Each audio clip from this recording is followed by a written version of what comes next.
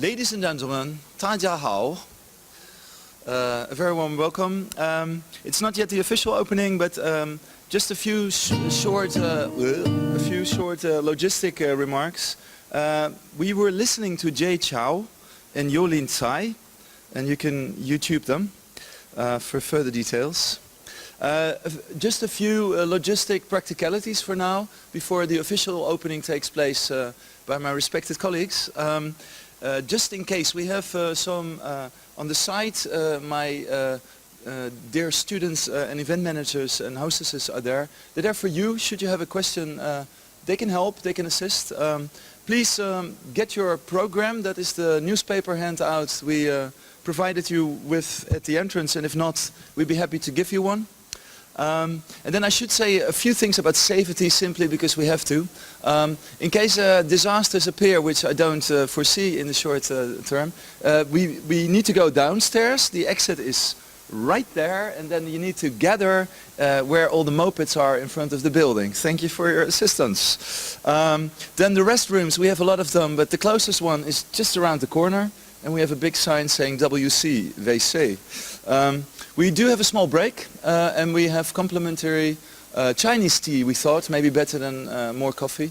But the students are making it, so patience is a virtue, and you'll get your Chinese tea. I think it's very special tea you brought yourself. Yes, it's Chinese tea. And we also have Chinese appetizers.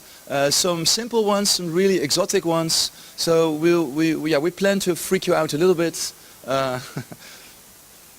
Then we have an interactive Q&A session in part 2, where we have microphones in the room walking around, and we'll be happy to answer your questions then. It is a school, and that implies that people need to teach, like me, or need to study, like you, and we understand that sometimes you need to leave. So please leave at your convenience. However, if you could keep the decibels, because we are making recordings, and it's also my bridge to the next part. We're making a web lecture. You can see a tiny camera in the back, but it's a giant camera as well, because it makes a kind of stream where we combine PowerPoint and video together. And within a week on that URL, you can type, I think it's without login, so you can just type China and then comes a link, and then we have almost 3 hours of, you can watch it again and again and again. And the nice part is the slide you click on, that's where the video starts to talk. Miracles. For those of you of the press who would like to have a silent area where they can make pictures or have an interview, we have room 0078 available, and you need to ask some of the hostesses for the room card. That's that. A little bit about the program. I should grab one.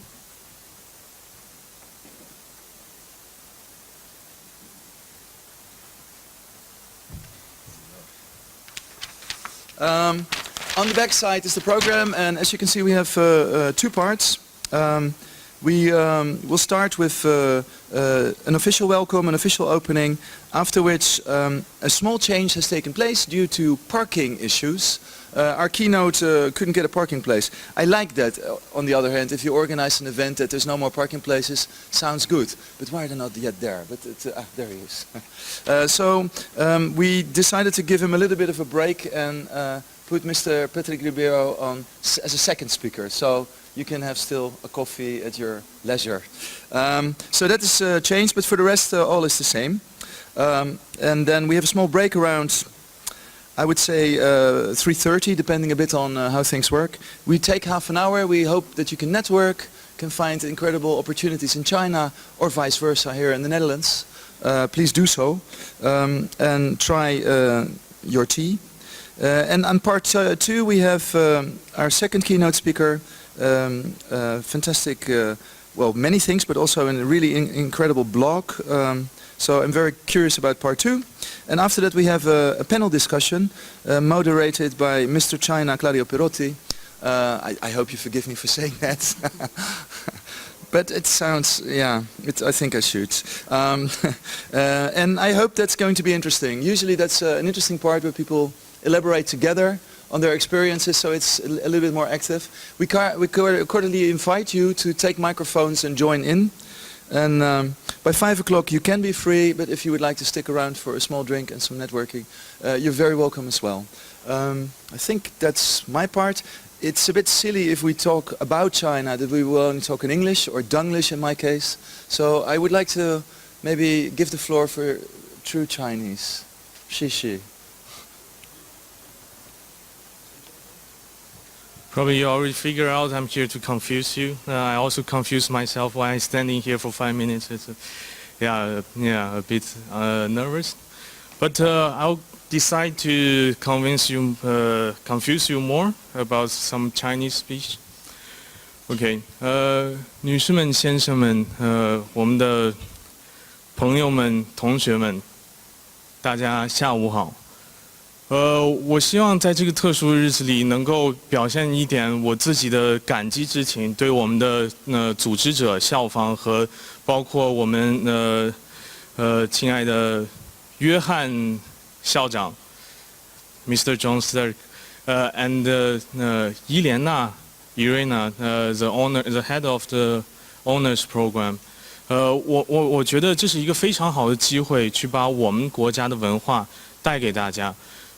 自从今年以来，我们有丝绸之路 The New Silk Road， 然后有亚投行的建设 The Asian Infrastructure Investment Bank， 直到现在，我们的荷兰国王刚刚从中国回来，带来了一系列的商业文化的交流。所以我们觉得这是一种使命，需要把中国的文化带给大家，也是为什么我们今天组织这次研讨会，希望大家能够喜欢，希望大家能够 have a nice afternoon. That's the only part you understand, right? 谢谢 ，Thank you.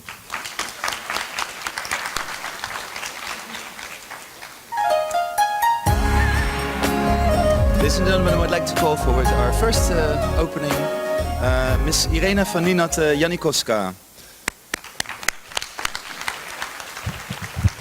So good afternoon, and there was one extra language added, which is Polish, Janikowska. So you don't expect it on the Chinese Symposium, but here am I. Welcome everybody here at this first China Symposium in at the University of the Applied Science here in Amsterdam. Why we are here and how does it come that we are here? I think it's very important to say that this event is prepared by students, fully organized by students. And I'm very proud of my honor students who did manage to get so many people here and so many important parties at this event. How does it come that we are here? We offer at the School of Economics and Business honors and excellence programs. And one time, a few months ago, Zhijian Wang came to me and with the great idea. He said, well, we have plenty of Chinese students here at the university, and well, why don't we organize some events for them? And he was prepared to do it by himself. And he did. The first event for an American Asian event was organized on 9th of November. That was the first start, bringing companies, students together and giving them an opportunity to network, to learn from the business, to meet people. And well, second project of Zhijian was organize a symposium, and then we thought, well, he can do it by himself, but why not involve more students at our university to help him, right?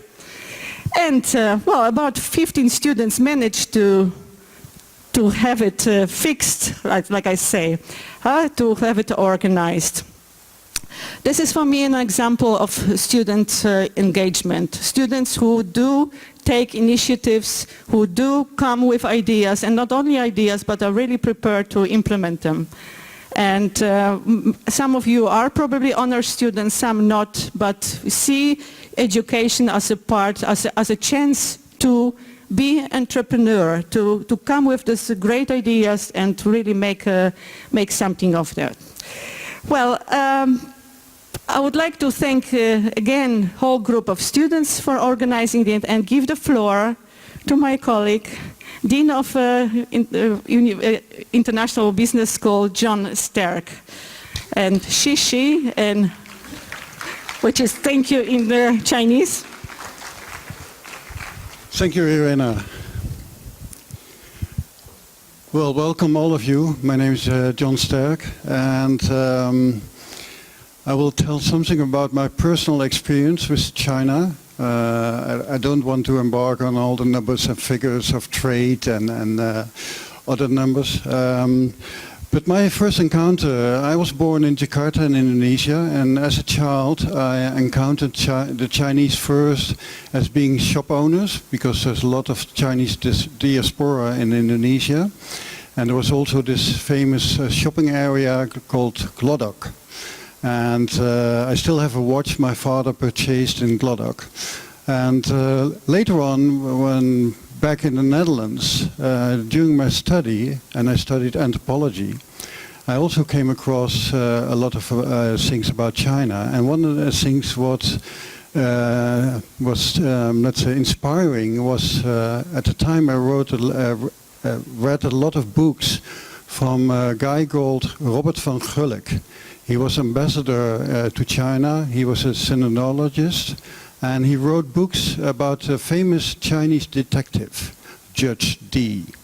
And I think I read all of those books. And it was the historical background was the Tang dynasty in China. I think, if I remember well, it's about 700 after Christ. And this was one of the golden ages of China. And it inspired me very much. But I went on with my study. And my first job was at the Royal Tropical Institute. And it was back in the 80s. And then you could say globalization was starting. And we were, let's say, designing programs for the business world. And one of the first programs we designed was doing business with China. I think it was one of the first, even in the Netherlands. At the same time, you had the broadcasting was Ni Hao, this television from Teliac, which was very popular at the time. So I think a lot of Dutch people participated in this Ni Hao course. And since then, I can say that the influence of China went beyond the typical Chinese Indonesian restaurant, and we have seen more of it. And a lot of businesses were interested. After my, let's say, my job at the Royal Tropical Institute, I became an independent independent consultant. And I was also involved in a lot of cross-cultural management trainings for companies like Philips, SAP in Germany, but also for GEC Alstom in the UK. And at the time I also had a Chinese business partner. She was from China, married to a Dutch guy. And the two of us conducted a lot of trainings for instance, for Alstom, for turnkey projects on power plants. Later on, I went into other jobs, so China was less important for me. But then I came to work in the financial industry and as a director of a joint venture between ABN AMRO and Mellon. And though we were based in Amsterdam, after a couple of years we were setting up representative offices in, for instance, in China, in Beijing, but also in Singapore. Because Singapore is, for many people, maybe at the surface quite a restaurant town, but Singapore has been established basically due to the Chinese diaspora. And you have a lot of different, let's say, groupings in Singapore. You have Hakka Chinese, you have Hokkien Chinese, and a lot more. But that's one of the reasons they adopted the English language, and of course another Mandarin as well. But the first time I have been many times to Singapore, for instance, but the first time I came there with my Chinese business partner, I suddenly noticed that my access to information was increasing because he immediately started to speak in Mandarin. And then that opened so many more doors than just when you were speaking English. And it was a kind of experience which was flabbergasting because, yes, you can get around in Singapore by speaking English, and you can have even access to a lot of information. But by speaking Chinese, you get even more information, more in depth, and you get more things happen. So there was a good learning experience at the time. I also was later on with Ahold involved in Ahold at the time. I'm talking about the 90s. Acquired 20 supermarkets in Shanghai, and they wished to, let's say, before the year 2000 to have 200 supermarkets in China. But one of the problems is that they had to train a lot of people. So we were discussing, can we set up a kind of business school in Shanghai to help Ahold train all the management capacity which is needed to make this expansion happen. Reality turned out otherwise, Ahold decided to withdraw themselves from China. I think it was a mistake because Carrefour and I believe even Tesco are now very well established in the Chinese market.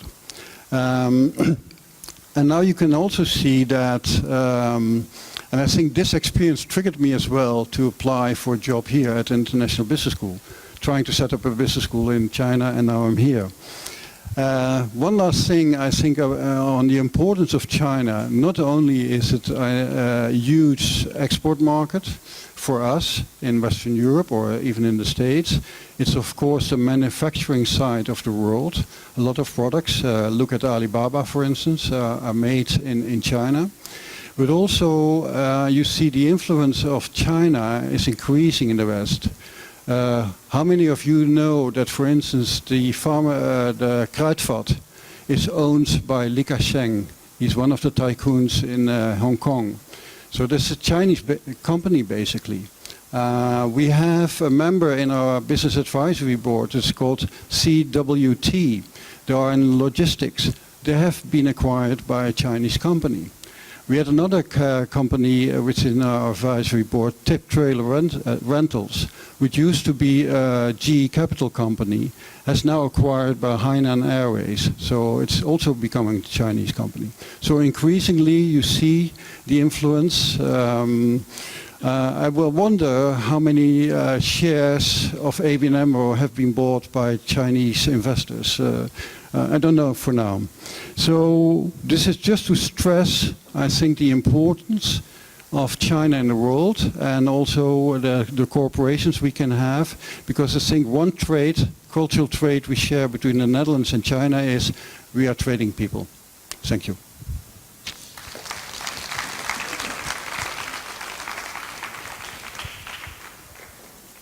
Thank you very much, Mr. John Sterk. We got a message from the embassy of China. The ambassador said he wished our event goes smoothly and achieve a huge success. So you see, we are famous. Yeah. Now, next step. Now we need to. I have to take the honor to introduce you to my beloved lecturer, Mr. Sander Schroefers. He achieved great success in communicating with embassies and within Europe or within the whole world. And he wrote, I think, almost 100 books in PR, 84, exactly 84 books in PR, intercultural communication, and beyond. That's impressive. Let's welcome Mr. Sander Schroefers. 谢谢. Thank you so much, and thank you, John, for a really interesting speech. We would love to book you for our next event. No, it's really nice. There's a lot of things I didn't even know, so very well. Thank you. Then here's my new Chinese name. I have it only for 3 days now. I'm very happy with it.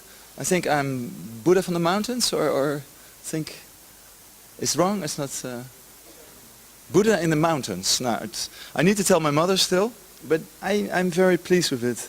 Shi.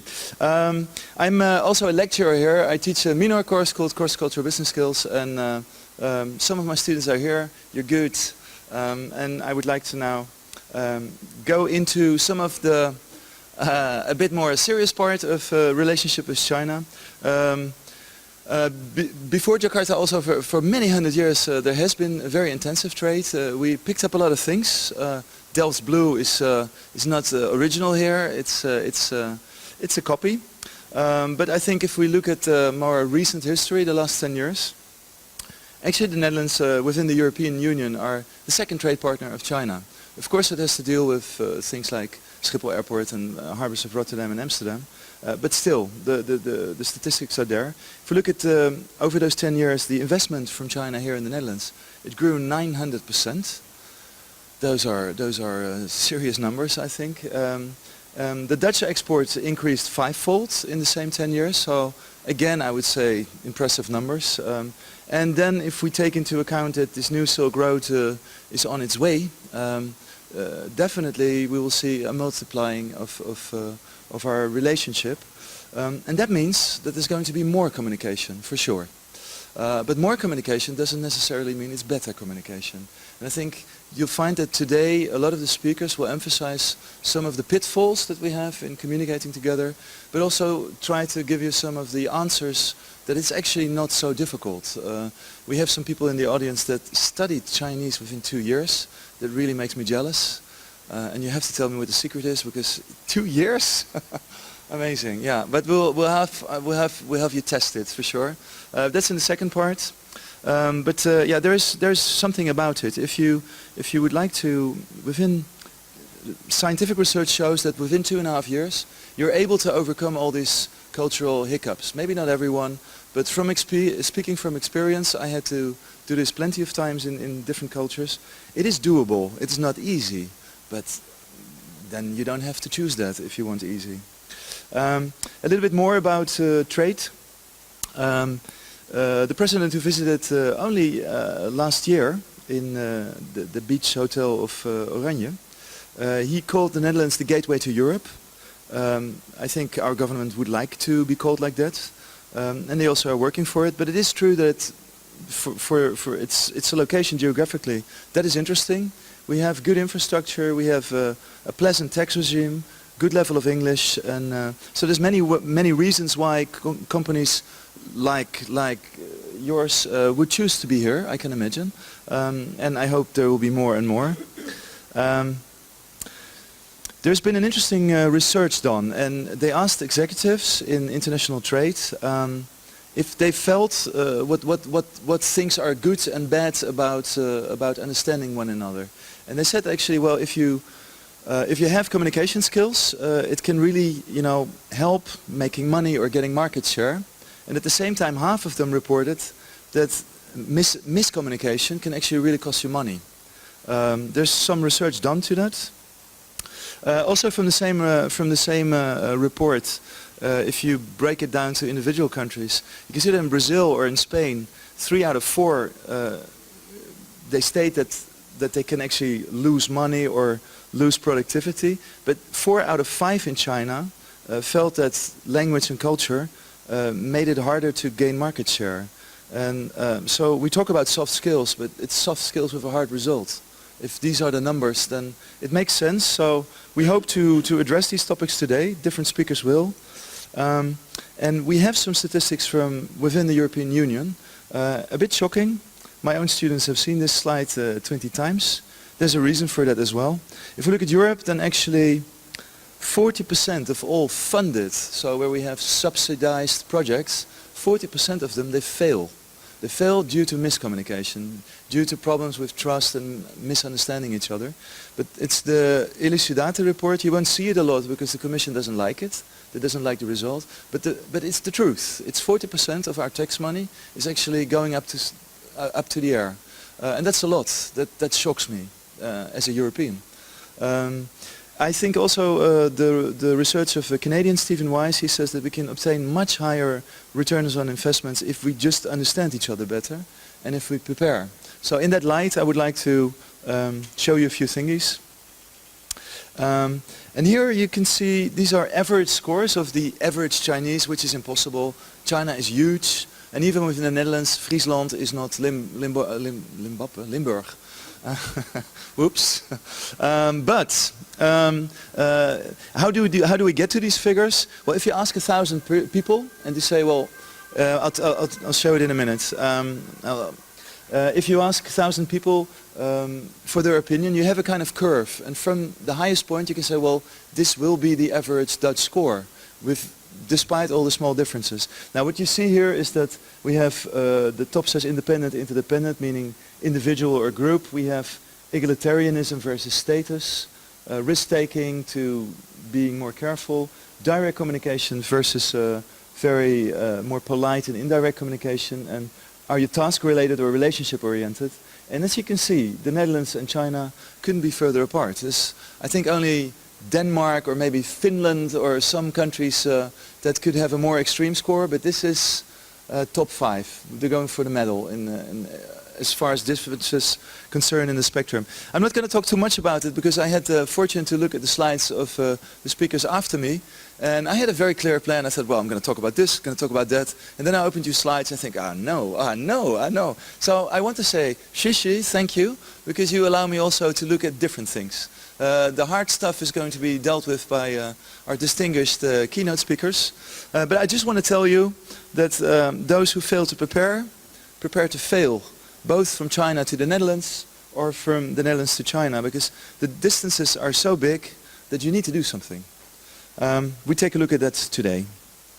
This is a little bit to compare it to other countries, and there you can see, for instance, the one on top, the lowest is Malaysia, and there you see it's very close to China. I must say that in Malaysia there's a large Chinese population as well, but you can see that the Netherlands or Finland, they're much more on the other side of the spectrum, and you have to find a solution for that, both ways. But if the other party doesn't, or if you're selling, then you want to cross the bridge. I looked a little bit at social media, because nowadays that's the thing, that's how we communicate. My students don't read the email anymore. I better put it on, or somebody puts it on Facebook, and then they come to class, wonders. So that's my lesson I learned this semester. You also know, of course, that the social media landscape in China or in Korea or in whatever is very, very different. That's one mistake that sometimes our marketing department still needs to learn. But we will.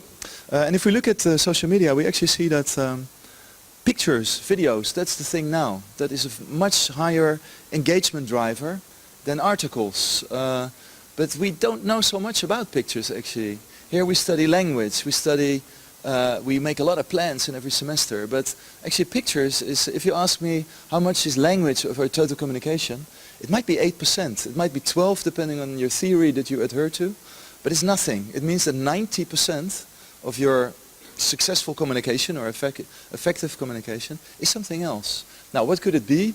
Just some samples of that. Stock photos. I just got back from Italy, and now you see that the Asian models are starting to appear on the branding. All the marketing managers think, oh wait, now we're selling to Asia, we need to have a Chinese looking girl. But sometimes I think it's the Italian ideal woman who looks a little bit Asian. And I'm sometimes wondering, like, would the Asian market also connect to this actually? Who knows, maybe they will in time. Interesting experiment. Another thing is that non-verbal communication is just so different.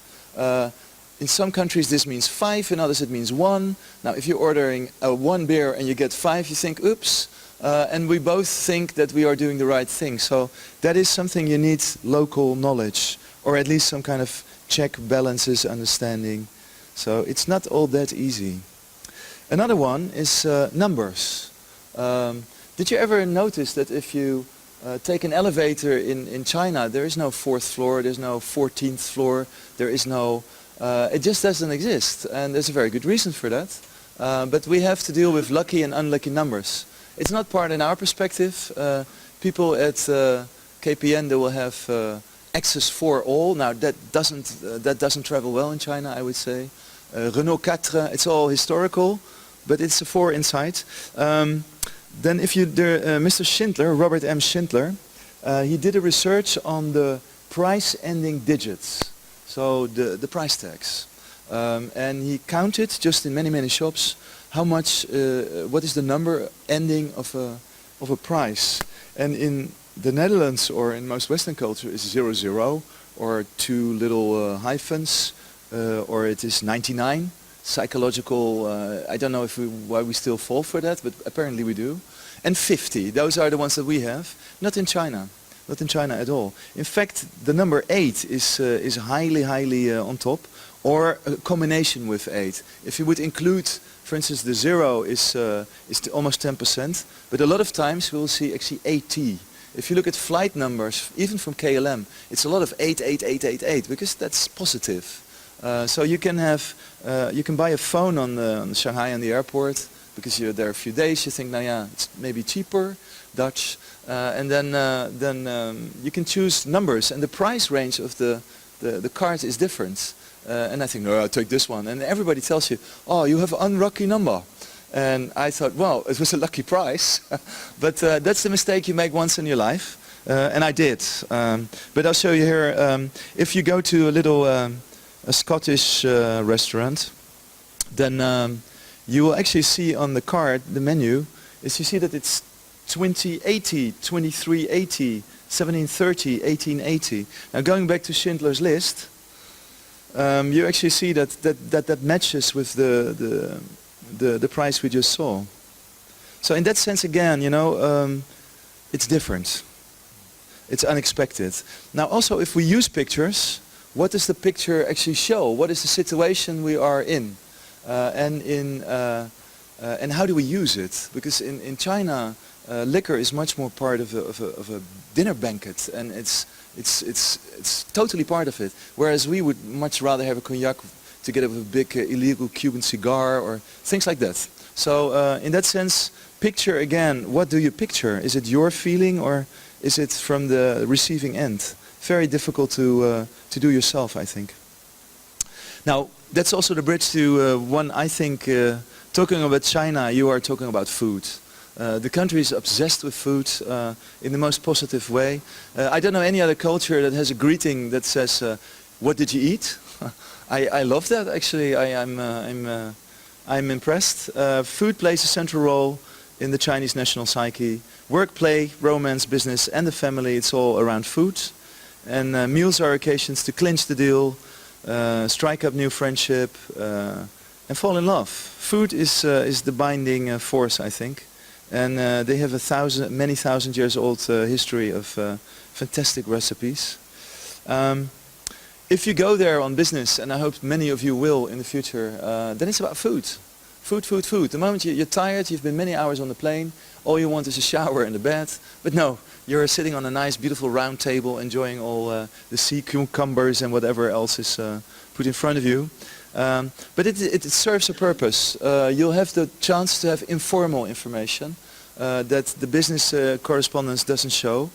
And I think also it's very essential to understand that you have to build a relationship and trust. And meals are good for that, really. It's a crucial skill, maybe a little bit like Latin Europe or Latin America, where food is part of the culture, or maybe like 2/3 of the world. Here we don't really have that. We have these plastic boxes, plastic bags with, and you have to rip them open and you eat something quick on the street. I didn't see it too much in Asia. I don't think it's much appreciated as well. This is a picture I stole. It's a round table, and I love this kind of table setting because you have contact with everybody, and you're always at a round table. You never. It's never at the square table. And for instance, sometimes we worked in Malaysia, and you could really clearly see like which culture you're in by the table. If you just say, oh, round table, Chinese. If it's a square table, then it's the Malay. And so in that sense, it's really funny. And I love this rotating wheel that has all the main prices coming at you, and great and impressive system. So for Chinese cuisine, all you need to fully explore this tasty domain is a pair of chopsticks, and you need to be able to hold them. But that's not enough. You need to also have a mouth, a palatum that tastes. And you need to have a passion for eating strange stuff that you've never had in your life, and you'll be surprised. I can tell you to do so. What I did also notice is volume. Chinese in general are very silent and humble, and it's very gentle company unless you enter the restaurant. Then the volume levels, they rise astronomically. And it's always funny, like after 2 drinks I'm like, wow, the orchestra started. But I also must say it's the best you can be in. And please take a look what you have on your chopstick and yeah, admire it. Young man. Then, maybe I didn't know, but actually the most drunk liquor worldwide is Chinese. It's very strong. It smells like gasoline, I think, personally. But there's people who really admire and live by it. For me, it's rather strong, I must be honest. But I noticed one thing, is that, you know, if there's a dinner culture, it's a banquet drinking culture. You know, the bottles go round and it's next to the tea, and it's really, because of food without liquor, that's what you call breakfast. Yeah, this way of looking at life, and they've been living for quite a few thousand years. So when I'm there, I think, okay, I follow the wave. But I also noticed that actually culture plays a part, because it's not just raising glass and saying chin chin, which you would never do in Japan, I know. But you have to hold your cup in the right way. When you raise it, you should not raise it to everybody, but just to the person you want to toast to. You should, if you feel the person is older or higher in status or mians, then you should have it a little bit lower. And I thought I was just getting drunk, but actually there's a whole exercise behind it, and it's difficult, but it can be done. And the second mistake I made, you have to toast according to the clock. Now yeah, little mistakes that you will never have to make now. And now if you look at the picture again, you actually see much more. We see much more than we saw in the beginning. So there is culture, and visual information is sometimes hard to grasp. That's why you need to get together and understand each other, I think. A little bit about language, because all the other topics are in the other presentation. I had to go back to social linguistics. Language is a fantastic thing, especially if you can do it within 2 years. To me, language is like a big Chinese wall surrounding and keeping me out. And yeah, I admire if you can do that in Singapore. I had a hard time on the way trying to pronounce your name, for instance. But I think I'm there now. But if you study the language, like John Sterk mentioned in his speech, it actually becomes Arc de Triomphe. The wall opens up with a golden gate, and you can do things that you wouldn't hold for possible. Some things about language then. If we compare the language of management, and so we pretend that we are training you to be managers. I really hope that 27.8% of you within 4 years will be targeted at such positions. That is our aim as a school, and we will work for that. But you also need to listen a little bit now if you want that, because the management style, and at the moment we're doing together with my students a book on leadership, is different from country to country. Already in Belgium it's totally different. Already in Germany it's another way. What do you think about China with its history? What do you think about the Dutch way? Now this is something that goes wrong always. Expat managers, a lot of it fails, the expats. There's a high fail rate and it costs a lot of money. So actually now people prefer to recruit people via Singapore because it's safer, because the cultural distances are smaller. This is the typical Dutch way of talking. So it's met je hakketakke taal, snel, fast, no decoration, short phrases, and everybody's open about what they like and what they dislike. In China, this is the way it would be. I mean, there's many ways to do it, but this is the drawing which I took from Lewis. You see the Confucian rules, you see the 5 relationships, ruler and subject. And then we see moderation, ambiguity, and unquestioned obedience. Now as a teacher that's what you love to see, but of course I'm also a realist.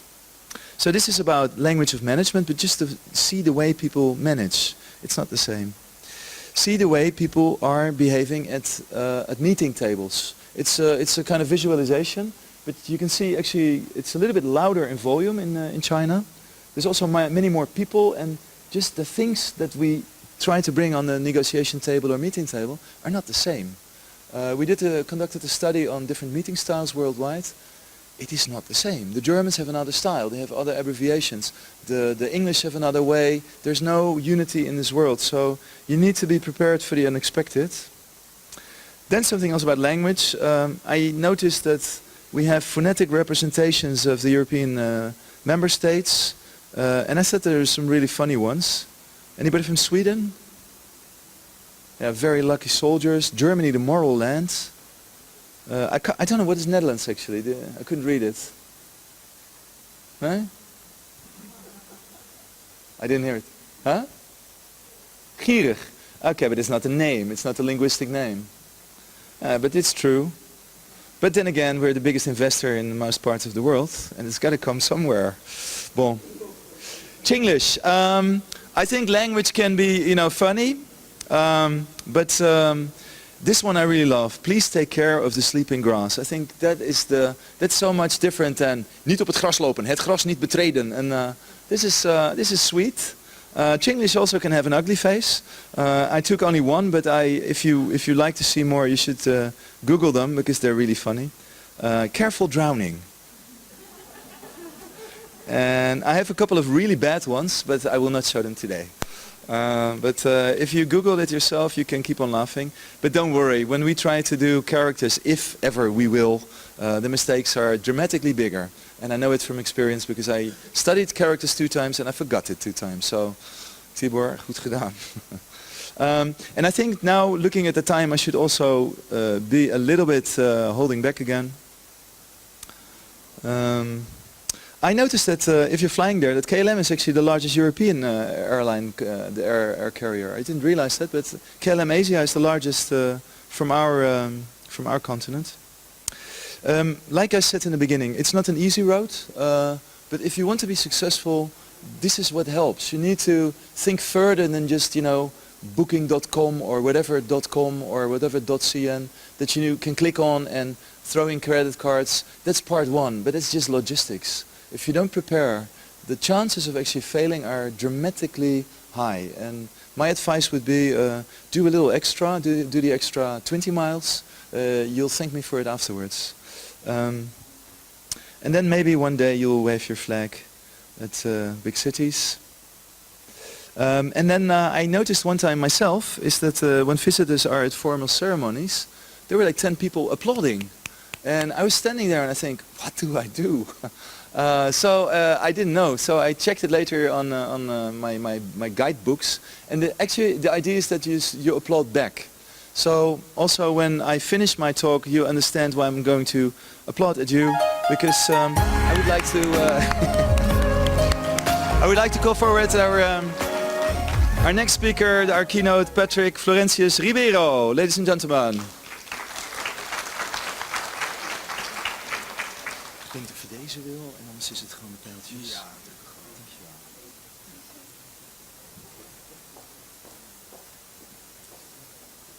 All right, thank you very much for having me. First of all, before I start, let me take a picture of you guys with my Huawei phone.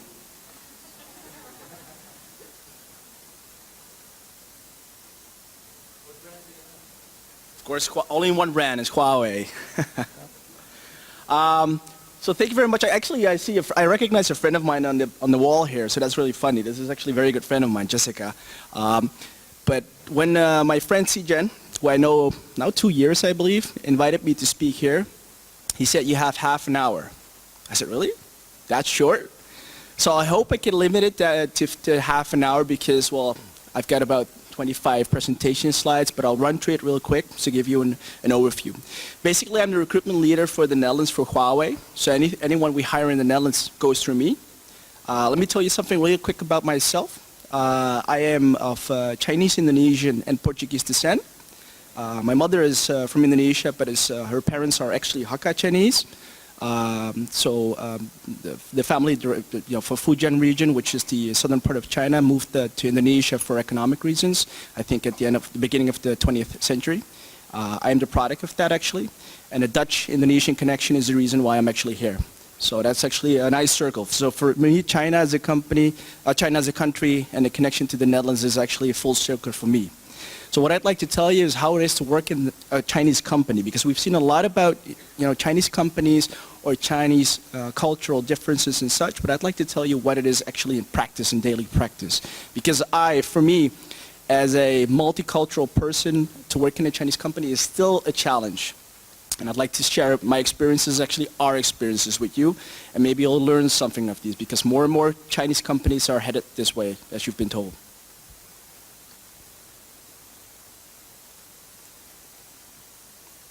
So first of all, what is culture? Culture is basically a set of shared values that define us as a whole, as a group. And the fact that each culture has their different merits or different differences in general doesn't make it worse or different or whatever compared to other cultures. It's just that every culture has its subtle differences from others, as you've already seen from other presentations so far. So please, one thing you need to understand from Chinese culture is to accept that these differences exist and not to be bothered with those. Because I see a lot of times that people that try to fight the differences are the people that will not survive in a company such as Huawei, to be quite honest and open. So this is, there it is, how the people view China in general and what China now is, or at least what it has developed to. To give you an insight, people when they think of China, they think of typically Chinese food. This is actually a squid dish, which is actually quite nice, by the way. But we also have McDonald's these days. McDonald's is a very big franchise in China. You can order it just as in other countries these days. Because some people have this view of what China was about 30 years ago. And in the past 30 years, China has developed as a country in such a dramatic way that some of the views that we have are dated, out of date. Everyone maybe knows the second picture, which is the student protest in Tiananmen, I think in 1986 or something. A vivid memory, but again, China is at this moment is at peace with itself, mostly at peace with itself, and this is something of the past. But a lot of people still have this image of China, of course. And another part, of course, being the made in China part. Who doesn't here think that everything, is copied in China, basically? Everything is a copy, everything is a bootleg. However, what we're doing at the moment, especially as a company like Huawei, is with creating in China. We're one of the 100 most innovative companies in the world, and which means that most of the patents that have been applied for worldwide have been applied for by Huawei, which means that instead of copying, we're creating. And this is a big change that's happened in the past 30 years. And Huawei as a company is 28 years, so actually that has really corresponded with the development that China has had in the past 30 years. And I'd like to take this last picture. Pretty sure you guys know Breaking Bad, the show, right? Pretty sure you haven't heard of Break So Bad. But again, this goes back to the bootleg and innovation culture. This is a dramatic change that is happening. Sure, things are still being copied and bootlegged all over the world, but also in China. It's still happening, but we're becoming more of an innovative country. And I'm saying we because China is becoming more and more a part of daily life as you all see it. They've just taken over the SNS Real Bank as well. To add another example, Huawei is active in the Netherlands. To give you an idea, we have 700 people working in the Netherlands, over 2 offices. So we're actually quite a big company in the Netherlands, relatively, because we've only started about 10 years, because this is our 10-year anniversary in the Netherlands as well. So how do people view Holland versus what Holland is now? Well, I'm not sure how many of you have been to a Dutch birthday party, but I think it should be pretty clear. It's a very typical view of how the Dutch people are. But actually, the Dutch are also very good at throwing good parties. We have a lot of event organizations that go globally. So let's just not look at only how we celebrate parties or Dutch celebrate birthday parties, but look at it as a whole. And typically Dutch food, potatoes, Brussels sprouts, but also the Dutch, they seem to love, sushi restaurants because they've been popping up left and right. And actually, I'll tell you an interesting story. Most owners of these sushi places in the Netherlands are actually second or third generation Chinese. So think about that. Another part is that people all around the globe think of Netherlands as blue-collar workers in general. Well, our biggest export at the moment is actually people like you, young professionals, people who have the startup mentality. And actually, that's becoming our biggest export product at the moment. The thinking capacity, born and bred or educated in the Netherlands, and that's a very important thing. And the last part, from windmills, traditional windmills, we're becoming a sustainable environment, sustainable country actually. We're focusing on solar power. We have CO2 neutral habitats in the Netherlands. So this is also a development that we're leading in. So this is a familiar slide to some of you, but I'll run through them real quick. One of the most fond experiences I've seen in Huawei in general is the fact that you need to step out of your comfort zone. The comfort zone for a lot of Dutch people is to be, as we've already seen, is to be individualistic.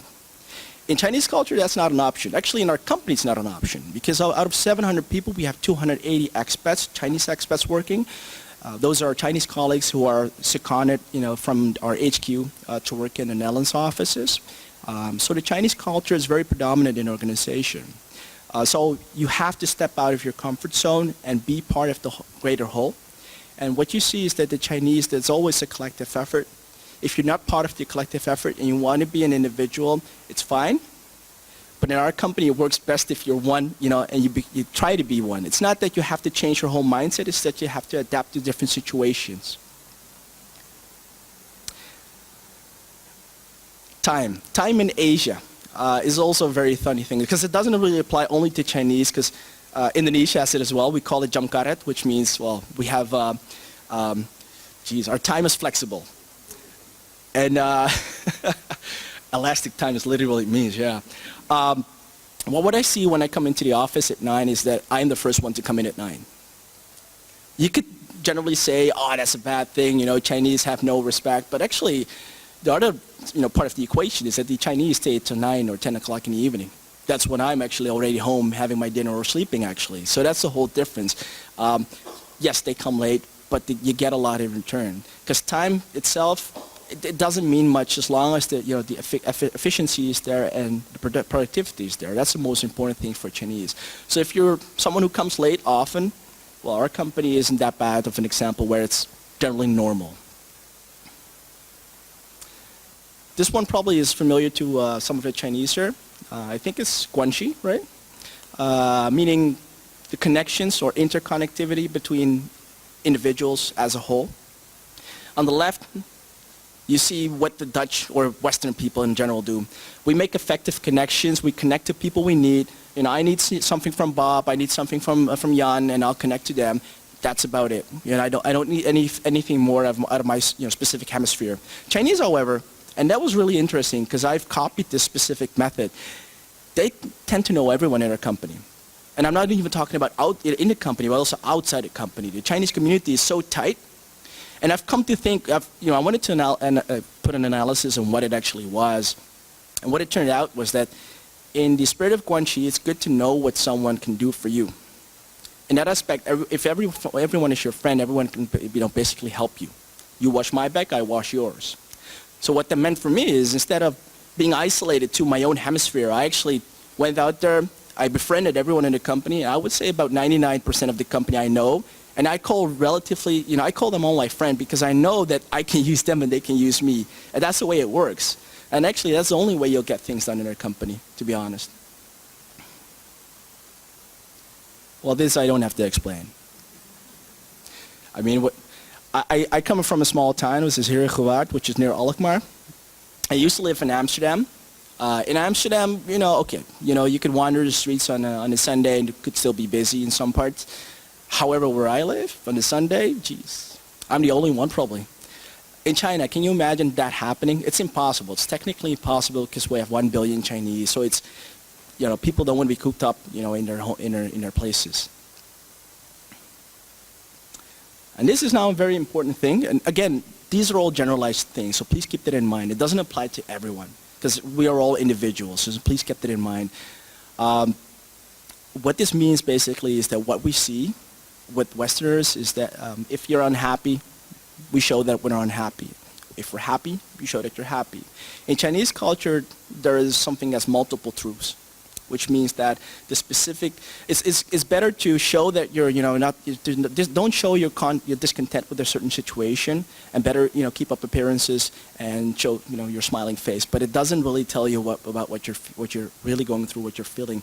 So in such a situation, we always suggest ask what you're really feeling, ask again, and get a confirmation yet again. It seems like a tedious process, but it's important if you want to know and get the whole picture. And, this is something that a lot of you who will once work for a Chinese company will have to deal with.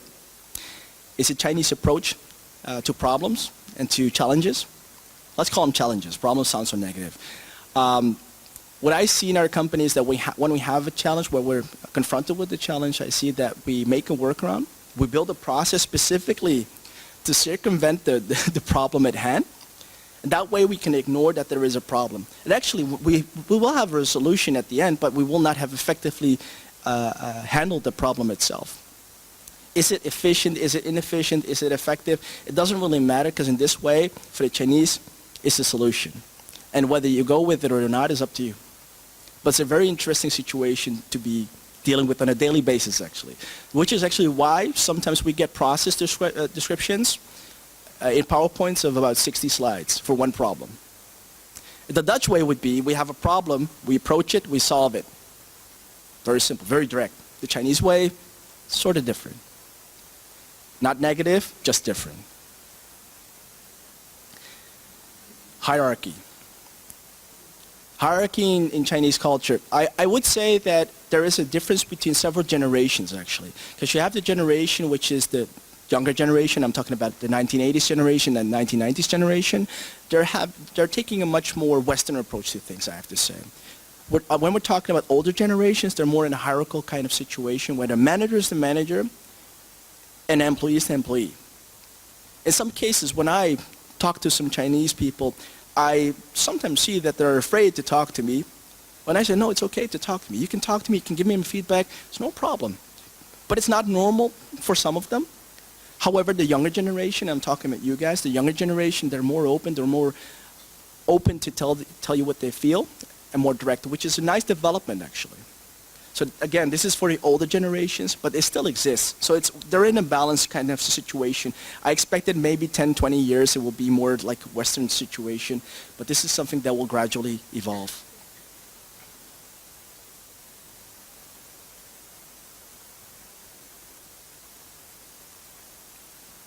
So some examples of Western culture, and I'll run through it real quick. In a Western culture, a no is a no. And a relationship doesn't matter, it's about what you convey as a message. It doesn't matter if you know this person, doesn't matter if there's a connection. If you want something done from a person, you tell the person, I want this done. Democracy. I had a very interesting discussion with a Chinese person recently. He said, why do you need democracy? I'm like, what do you mean? He said, well, you guys have a new government every 4 years, and every decision that you made in a period will be turned back by the new government. It's not logical. And I thought, well, yeah, but we all reach consensus about a decision, so, yeah, but you all make a decision and go back to the other one. I'm like, yeah, okay. He says, in China, we have one party. A decision is made, and we stick to that decision, whether it's good or bad. It has its merits, obviously. On the other hand, it's a debate. Which one is better, or is there even a discussion, a valid discussion, which one is better? Emotions in the Western world can be shown. You've already seen a picture which shows that emotions are better hidden in the Chinese culture. Not in all situations, trust me, but it's a general rule of thumb.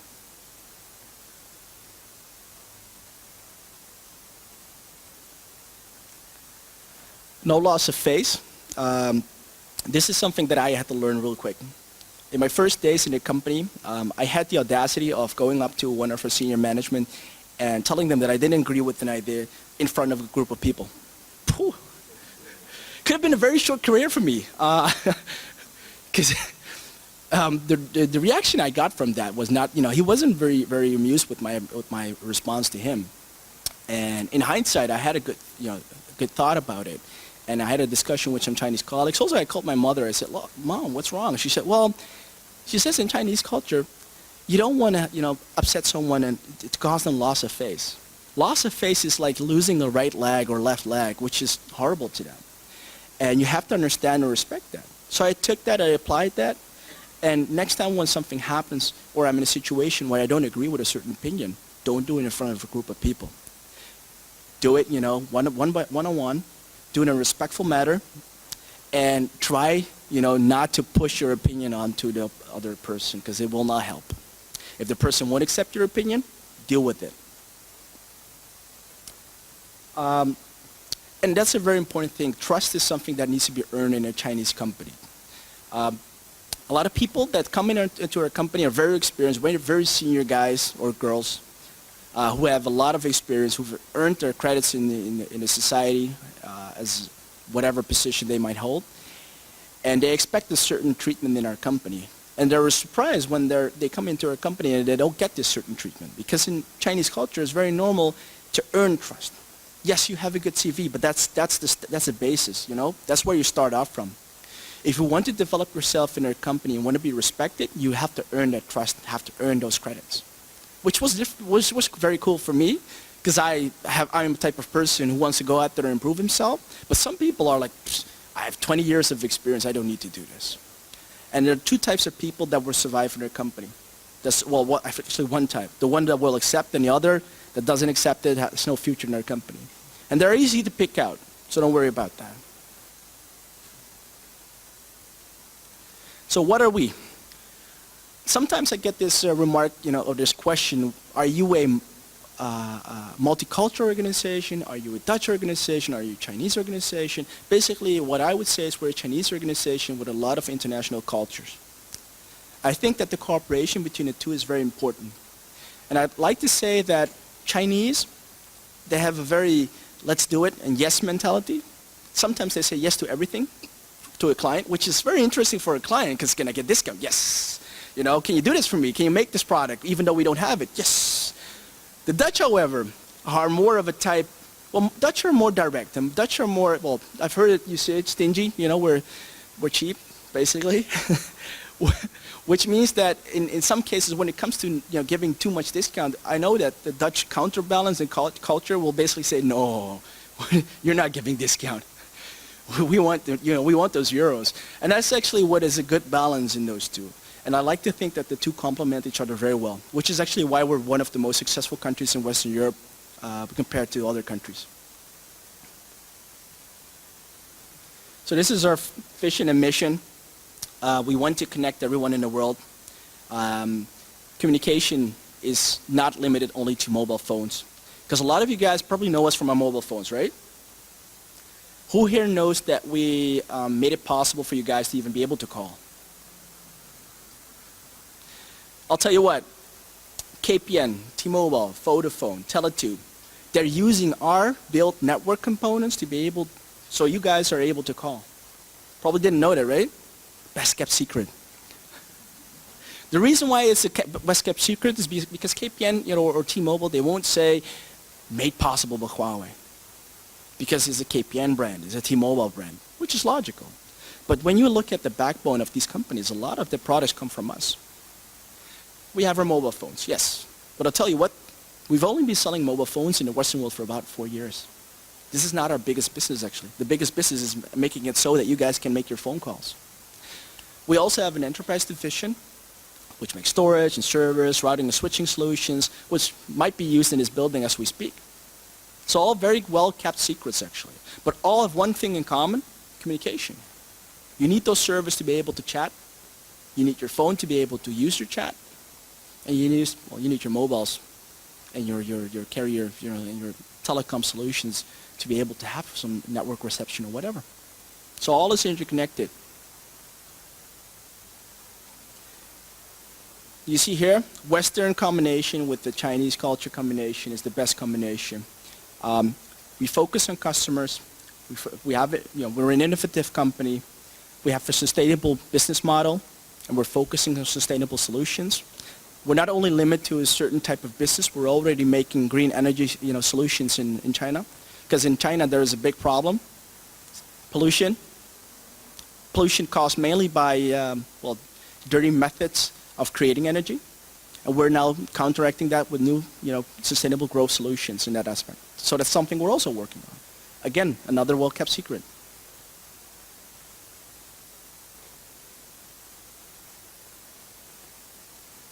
I'm going to run through it real quick, but in a conflict management in the West, we welcome criticism most of the times. I'm pretty sure I know some Westerners who don't accept criticism. But in general, yes, we accept criticism. We are able to admit personal failures in most cases. And we try to find a win-win solution. And again, this is generalized, but in Chinese culture, or in Asian culture in general maybe, we try to avoid conflicts. We don't do it in the open like I did, so don't make the mistake I made. It's not personal. It could happen that a senior manager or executive manager just loses it and shouts at you. Doesn't mean that it's personal at you, just as a way of venting and showing to people that he's not happy with a certain situation. And keep face, keep contact, which basically means, try to keep your face, don't lose your face, which means respect each other and keep your own respect. This is just very important in Chinese culture as well. So here are some scenarios. And these are real life situations that have happened. So you're in an internal meeting with some colleagues, and a Chinese colleague picks up his phone and starts talking on his phone. How would most of you react? I would say that most of you would probably be insulted or think, what's going on? In our company, it's quite normal actually. For me, the first period to work there, I was also surprised, what is happening here? Is this normal? Is this considered normal? However, you have to understand it is considered normal in that culture. And once you do that, then it's easy to accept that it is. So at a certain point, what do? You just continue. Just do as enough, just pretend nothing has happened and continue as you are. So the second one, you're discussing something with a colleague and someone cuts in and starts talking with the colleague you were talking to. Again, something we as Westerners would consider very rude. In Chinese culture, very normal. Just accept it and continue the conversation later on. There's no need for you to strong arm your way back into the conversation, because that's seen as disrespectful to the person and he will lose face and you will create yet another awkward situation. The last one is a very, very funny thing, which I've already, been through myself. I speak basic Chinese, so, I can say some basic sentences, but when they're talking full-out Chinese at 160 BPM per minute, yeah, you lost me. And Chinese is a very fast language, I'll tell you that. A lot of words and very fast, so for someone who is speaking basic Chinese, yeah, I don't have the illusion that I'll be able to follow it. So what happens when colleagues start talking Chinese and I'm in a meeting with only Chinese people? Well, you can do two things. You can walk out, which is a show of disrespect, or you can just sit and nod and try to catch as many words as you can and hope that to God you understand one thing. And I'll tell you what, the last time I had this, I was happy that at least I could write down about 10 words and thought, okay, I can make a cohesive picture now. Probably was about logistics. But this is an interesting situation, and out of respect, because they appreciated the fact that I sat down for 45 minutes, I was patient, but they respected it so much. These guys are now very good friends to me in the company. And it's really interesting. It's just this little show of respect has cost so much for me. It's helped me so much. And this actually, those people were executive board members. So for me to keep my mouth shut was probably a very good decision for my future.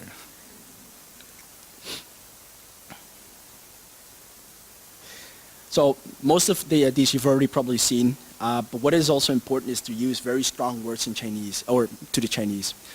Don't use words that may raise some doubt, or maybe, or somehow, or perhaps, or I think. What I see in our company is we will do this way, very firm, because they like very firm and strict, very direct communication when it comes to action. We will take action now. You're not saying anything, but you're making it strong enough and they'll be very content with it. When you create a situation when they can doubt what you're saying, they will come back to you and ask if it's clear, or they will remind you of the situation. When the Chinese person says yes, ask them again. Ask them for confirmation. Send them an email, get confirmation as well. Why? Yes is easily forgotten in Chinese culture. Again, generalized. Doesn't apply to everyone, but it does happen that when you have a verbal agreement with someone, he'll say afterwards, I don't know. It's an interesting situation, and then you have this. You can either choose a discussion route, which is, again, at the cost of loss of face. You don't want that. So what you actually should have done is, okay, so you're 100% certain about this? Yes. Okay, I'll send you an email. Can you approve? Yes. I do that process by email, our messenger. We have an internal messenger, and I do it personally, face to face. Always, all three. It might sound tedious, but it's so necessary, and they do the same thing actually to me. So it's everyone that does it. So thank you very much for your time.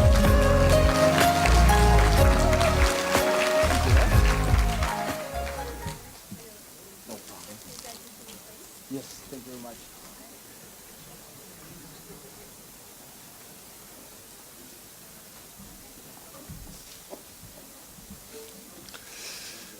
Ladies and gentlemen, before the break we have one more speaker from the NCH, the Netherlands Council for Trade Promotion, and it's Xiao Weiwei. Ladies and gentlemen.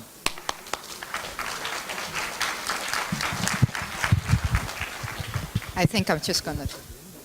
No, it's okay. Ja? Ik kijk wel even. Succes. Ja, dank je. Good afternoon, everybody. Thank you for this nice invitation for me to speak here. Currently, I am working at the Netherlands Council for Trade Promotion, and before that I was working in China for the Netherlands Business Support Office, and NBSO is a part of the Dutch Economic Governmental Network, which is together with the embassy and the consulate. We were helping there the Dutch companies and the Chinese companies going to the Netherlands, among others Huawei, and before that I was just like you, a student at the Erasmus University, though, studying economics and also economic and business in Pacific Asia and studying the Chinese language. So I was, I think, very similar to you guys having the interest of China. I was asked to actually give us a presentation that has a bit of a practical approach, but I think I will be less practical than my previous speaker, Patrick, who really gave you a good insight of how it is to be working at the Chinese company in the Netherlands. I think I will also give you some academic background. So let's start with my name. Actually, Sonder just said my name very funny. He said Xiao Weiwei. So let's see, does this work? No? How does this work? No. Okay, I'm gonna do like this. But in the Netherlands, I will say my name, Weiwei. Is my nickname. My given name is Wei, and so that will be with my family name Weiwei Xiao. But Sonder already kind of, give it in the Chinese way, which is family name first and then the given name. Actually, in China, I will be called Xiao Wei because my given name is Wei. Nickname is Weiwei. And here with a little example, you can already see that family name comes first. That is the collectivism of what you can really see in China. And actually, I put a very strong sense of how you pronounce my name. In Dutch, you will say my name and pronounce it as wij. And I was so surprised and happy to see and hear that the HR recruiter from Huawei was saying it the correct way and not as your marketing people, which I'm very, very upset with, because do you know how the commercial is of Huawei in the Netherlands? Do you know? Huawei. Now I have people saying my name as Weiwei. And I'm like, no. My name is Weiwei. I'm very attached to that. Can you please just say it? Weiwei. So thank you, Huawei. You did it right today, so we didn't have to fight about that. So anyhow, with the name, you can already see the difference between the individualism and the collectivism. And so let's go back a little bit into the history. Let me see. You know this guy? I like to be a bit interactive, so can you screen a little bit, if you know who this guy is? Confucius, I already hear. Chinese name, anybody? Confucius, okay. Yes, anybody knows date of birth? Yeah? No? a long time ago. Anybody knows the birthplace, where he was born? That was the same province as where I have been working in China, the Shandong province. It's the third largest province of China in GDP output.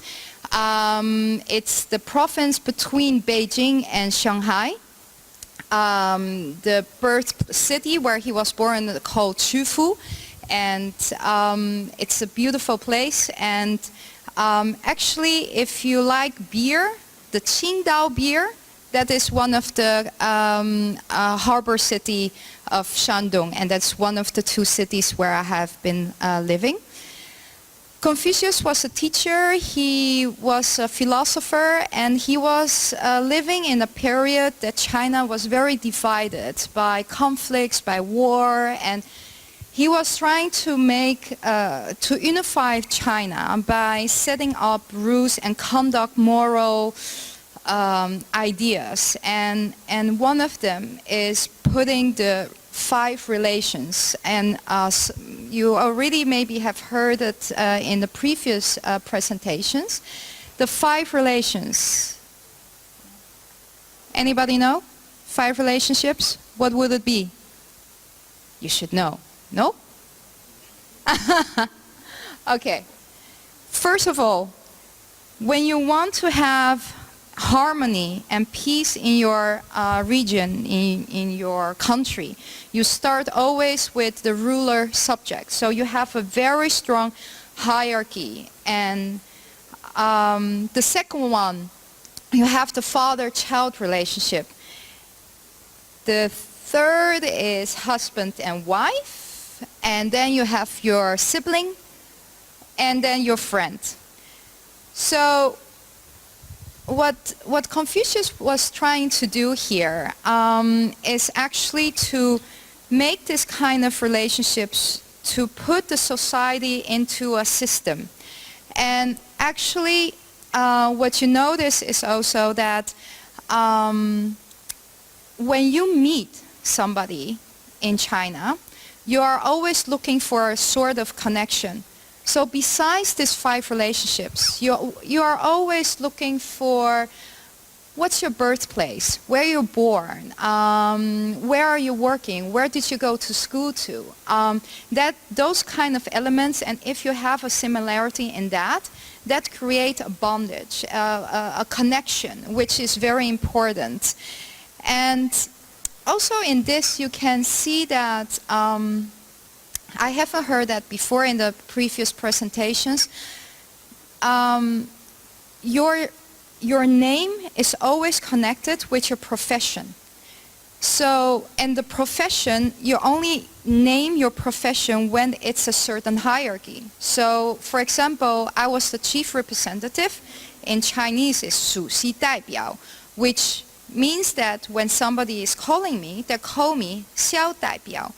And I think the Chinese will call Patrick, I don't know your Chinese name, but then with Zhong something, you know. And if you're a teacher, they will call you Wang, teacher, 老师.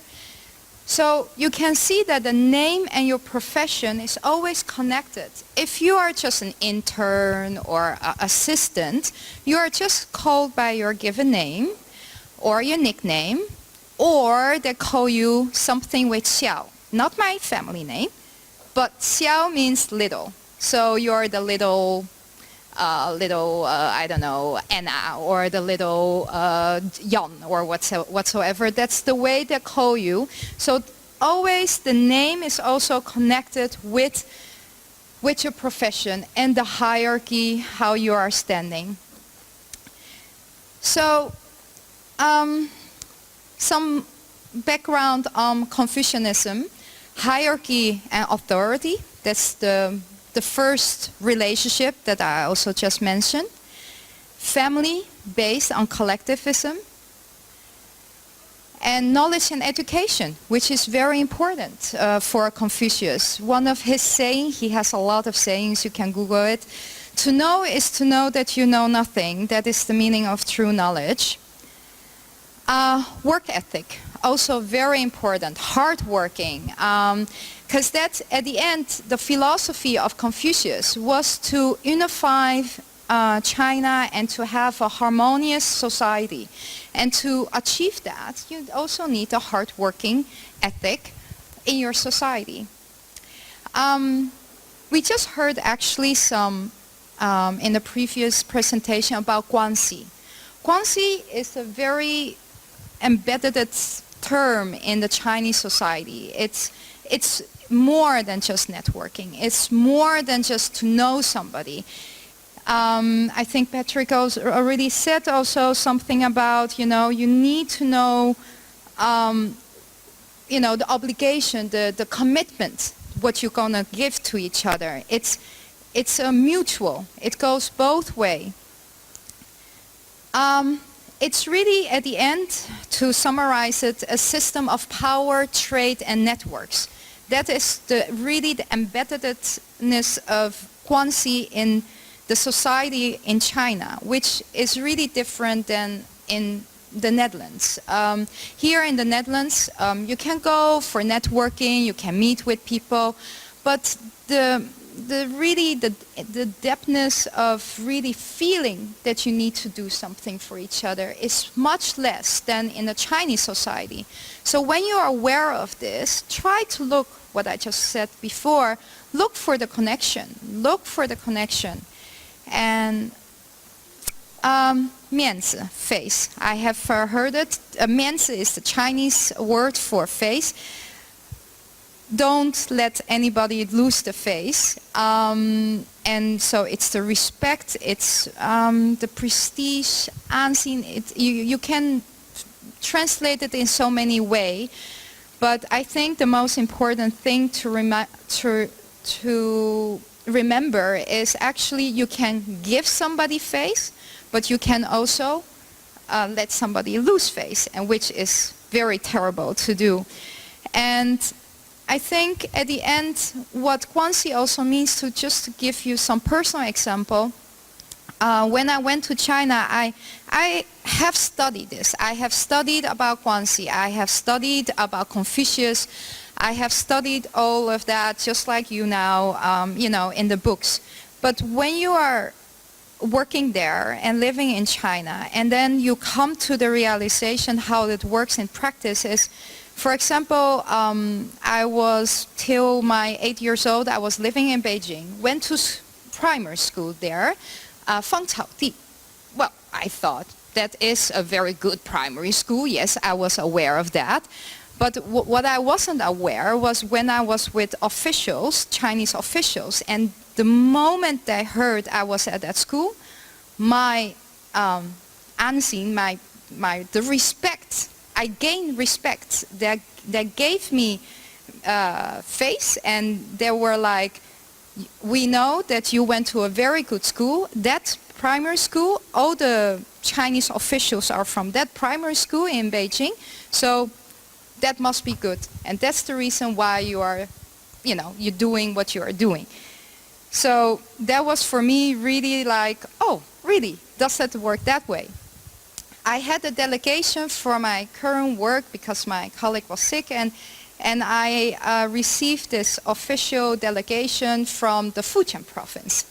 And I know just like Patrick actually, my ancestors come from that province.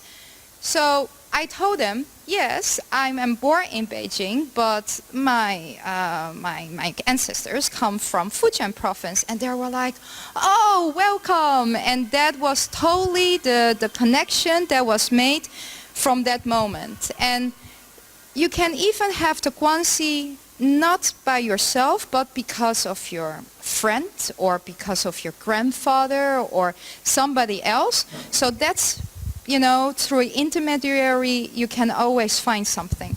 So the result of all of this, the consequence of the Guanxi, the Confucius, hierarchy at workplace, I think that has already explained multiple times. I think also what I find very interesting, there is a hard working, but my experience was really a lack of creativity. And I think my opinion about this is what I have seen in China is they can really study very, very hard in A and B, but from A and B to C, that's the harder thing. That's really, really hard because that's not the way they have learned. Because just like in the hierarchy of workplace, but also at school.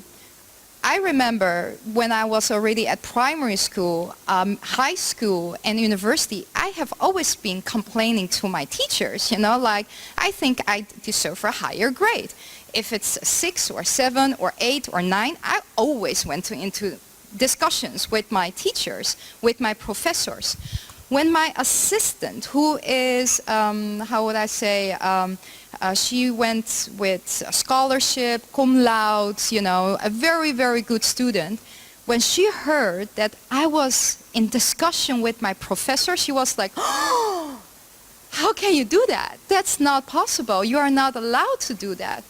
But that's, I mean, she's a very, very smart. I mean, extremely smart, but for her to see from A and B, to come by herself to a C, that's really hard for her. But maybe if she has the opportunity to go and study abroad, maybe that will change. And I think also for the Chinese students here, you know, I think the experience abroad is really value added for your personal experience, but also work-wise. As you have seen, actually, Confucius was not very women-friendly, so to say. In his 5 relationships, he just mentioned wife, and actually the husband is above wife. Happily, the Chinese society has changed since then, and also communism has really brought, even more than in the Dutch society, the equality of the women's rights, because in the communism, men and women was equal. And so what you see with, because of the Confucius, the society, there is a very good child care in China, because they have 2 sets of grandparents who are so much willing to take care of the little grandchild. Usually just 1. Nowadays some rules are changed, but usually it is like that. And also from Guanxi, what you can see from that is that usually the wife is also in the network of the husband, or maybe has her own very good Guanxi network, which creates that the most richest women in the world are all from China. So I'm very proud of that, of course. So the Guanxi in doing business in China, I think that has been already mentioned. Rituals. I just came in and I heard Sander already mentioning the baijiu and how you toast, how important it is to hold with 2 hands. Those kind of rituals, it is still very present, and especially when you have lived in the province of Shandong, which is the birthplace of Confucius. And if you Google Confucius and how do you say that, drinking quotes, you will find a whole list of that. I have learned a lot at school about Confucius. It was only at work that I experienced that he is actually alcoholic. I believe that he's an alcoholic because his quotes about alcohol, how you should drink, the whole rituals, it's extreme. It's not just, I mean, it's not just a little bit, you know, but it's really the whole bunch, because the fullness of the glass shows the fullness of our friendship, shows that when you drink it up and you finish that glass, I will respect you. And I can tell you that respect is real, that respect is there, and that means that I have drank a lot of alcohol when I was there. Even as a woman, it is still expected from me to drink and to do and to really go. I mean, the best excuse if you don't want to drink at that time is really to say you're taking medicine, and then you cannot even drink one sip. Or, yeah, you can tell that you have to drive, because drink and drive is very serious thing there. Also, I think the way of drinking, but also the ritual of sitting. It's really, especially in Shandong, there was a strict way of sitting, a strict way of rituals there. And I think that was maybe the most interesting to see how that works. So economic diplomacy. I also want to talk a little bit about that, because in my previous job I was working for the Dutch government. And working for the Dutch government, economic diplomacy was a very important thing, and especially in China. In China, where the governmental role is very important, where the doors are still, how to say that, guarded by the governmental agencies. So everything, all the rules, for example, importing the mushrooms or the trees or the pears, apples, all those kind of things, the Dutch government is really focusing on to let the door open. And the fact that China has borrowed, let the Netherlands borrow 2 of their pandas is really a big gesture during the visit of King Willem-Alexander to China last October. And from my current company, the Netherlands Council for Trade Promotion, we have also, during the visit of King Willem-Alexander and witnessed by President Xi Jinping, who are sitting on the back table, we also signed an MOU with the China Development Bank, who will also set up, office here. And so the Netherlands Council for Trade Promotion, I just want to give you a short introduction of who we are and what we do. We are really already existing from 1946, so next year is going to be our 70 years anniversary. And we are a private organization for trade promotion, and we are an organization by members. And so we have our members for the different regions where we are active. And we have some big sponsors, but also Dame Shipyard, Van der Lande, they're all our sponsors.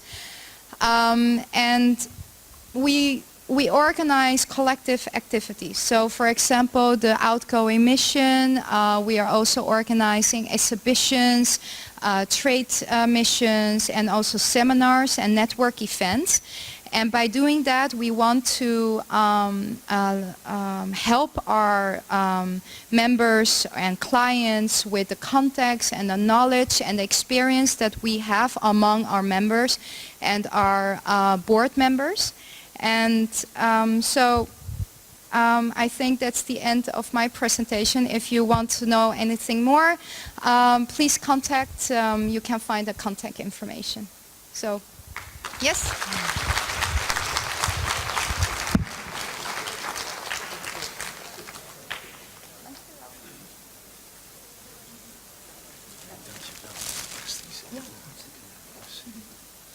Shishe, thank you so much for a really inspiring talk.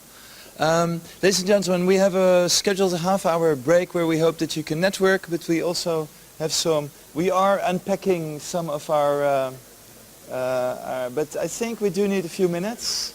But do try our yesterday bought exotic appetizers. We are still making the tea or not? Tea is ready? We're still making the tea. It's going to be so fresh when you have it. After the break we return with interesting speakers and a panel discussion. So please do drop by. Thank you.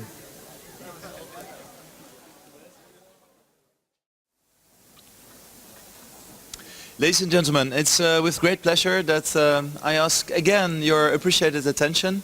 Our next speaker is somebody who is a scientist, but she also makes enormous waves in the social media with your blog. I look at the numbers that you have in a short number of hours, and we need to talk. How you do that. Ladies and gentlemen, I would like to ask your appreciated attention for Wei Coco. Hello everybody. My name is Coco Wei. It's really my, I do it also Dutch way. It's my pleasure to be here, and I thank my friend Zijian to invite me. First, I say something about myself. Actually, today I would like to say something about Chinese-Dutch communication. I want to say, focus on something about mentality behind that. I really hope that if people understand more about mentality, the myth of the misunderstanding can become a path. About myself, actually, I'm originally from China, a city called Chengdu. It is a southwest part of China, capital city of Sichuan province. In that city is very famous for the giant panda bear. You know, this giant panda bear is almost extinct in the world. Around 1,100 panda bears in the world, I think, but around 900 in my city. And I did my Bachelor of Medicine in my city, and afterwards I really want to do something related to nutrition and pharmaceutical research. Then I come to the Netherlands. I did my master degree in Wageningen University, and afterwards a PhD in Leiden for bioscience department. Of course, after my study, I did a lot of work, all in the pharmaceutical companies. But all this experience, I have a lot of cooperation with China, and I also guided and helped a lot of Chinese students to bridge the gaps of their education platform with Dutch professors, make their study program smooth. That's why I have a lot of experience with intercultural communication, especially related to Chinese and Dutch culture. Actually, 2014 is last year. I launched an online magazine. It's called Weico magazine. I didn't really know. I think I just want to write something about intercultural difference in education, in cross-cultural relationships. I mean, really dating and these kind of things, and also business. The first article I launched online actually is about Malaysia airplane. That time, last year, is a very sad thing happened. The plane crashed. I compared that how Dutch government handled the issue and Dutch people handled the issue with the Chinese government, how they handle it. Actually, it's not really comparison, but just to really tell them story what Dutch people are doing. Because 2014 in March, a Malaysia airplane carried a lot of Chinese people and Malaysian people from Beijing to Malaysia disappeared. So we also suffer a little bit same loss as Dutch people. So this article becomes so popular because I remember I just sleep, finish this article, I sleep, and in the morning I got a lot of telephone calls from all the medias in China, and they really like the article, and they directly get, within one day, 5 million clicks. So it's really, it's also within a very short time change your financial status. Suddenly you also get a lot of advertisement payments and also clicks. Then I suddenly noticed that actually Chinese people really like to know a lot of things about how another culture handle things. And of course about education is always a topic. Intercultural relationships, they also like to rate. I think this part is pretty rare. Chinese people are not like to express about intercultural relationships, how they're dating.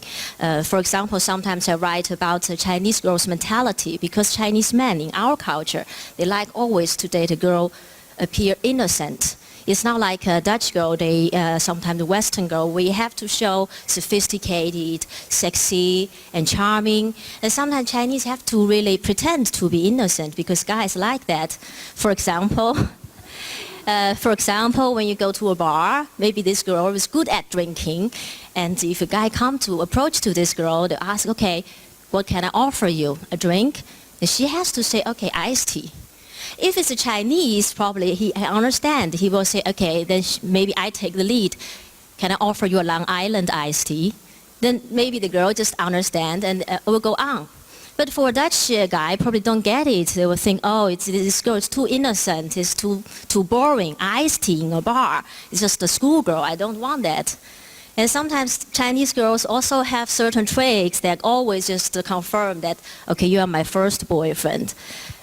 Sometimes for a 25-year-old girl still say that, and Chinese guy will feel so appreciated. She saved all these years for me. But try to do that in a bar to a Dutch guy probably really scare him away. He really think, oh my God, how can I handle all these responsibilities? So these kind of things, I think people should know that, Chinese, if you want to date a Dutch, or Dutch try to date Asia, you also have to know these kind of tricks. But don't think that, okay, you have to really say Long Island iced tea, because some Chinese girls really don't take alcohol. They're allergic for that. Don't do, okay, 5 on Long Island iced tea, then you will end up in a hospital. So in the Netherlands, we have an integration program. I think a lot of immigrants really followed that. You will learn Dutch language from there. You learn the social rules from there. And sometimes I think my best integration behavior is that I started to eat cheese with my chopsticks. And I indeed also like a lot of Dutch food, like Chinese. Many Chinese also integrated into this culture. Like we also take our boterham with kaas to our lunch. And sometimes in our meeting in the afternoon, when you feel headache, you just like Dutch people take paracetamol like candies. But I always wondering, all these kind of superficial behaviors cannot really guarantee a better communication, because sometimes when you really have conflicts in the communication, the people, everybody, no matter Dutch or Chinese, they will automatically go back to their rooted thinking pattern, and they will really use their own cultural way to interpret the situation. Maybe sometimes things goes wrong. A lot of people will ask me when I come to the Netherlands, what is your first culture shock? And actually a lot of culture shocks. For example, I remember first when I'm in the Netherlands, I go into search for post office. According to the map, I'm already in the right place. Actually, I just stand in front of the post office, but I don't know that it's a post office because it's in orange color. In China, all the post office and post box are in green color. So this kind of things you encounter every day, I think, in the first half of the year. But this is not really something difficult because still you remember it, you gradually learn, you grasp it. But the things, my first culture shock is really in my first lecture. The teacher, I learned a course called Epidemiological Nutrition.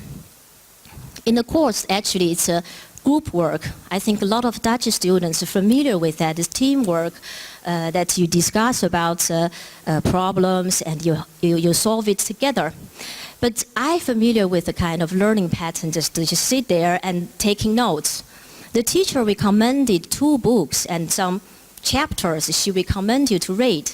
And after that course, I feel that I completely cannot follow. So I go to the teacher and say that, okay, can you really tell me which chapter I should start to read? I cannot follow this lecture. And she just said, okay, book just a reference. You can find out what is important for you. It's really making me so frustrated. Book is just a reference. I cannot recite. Maybe the next lecture I'm gonna feel even worse. Of course, later on, she tried to relax me. She said, okay, maybe you don't have to be so scared. Just relax. Next lecture is teamwork. You work together with your team member and try out what you can do. So she said, maybe this course, your goal, you just set up your goal as pronounce the course name in a good way, epidemiological nutrition.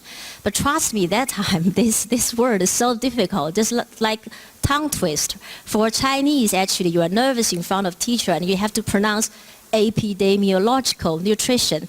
So difficult. I feel so even more humiliated. I think, oh, maybe she's mocking me. I'm a Chinese.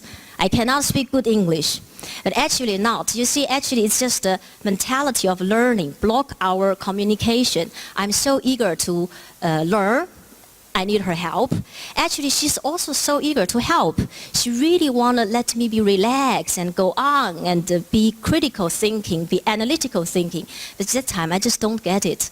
So gradually from this experience, during my study, during my working, I always try to focus on these small things which block actually the communication. When I was in Leiden University, we have a lot of Chinese students come to Leiden for PhD study.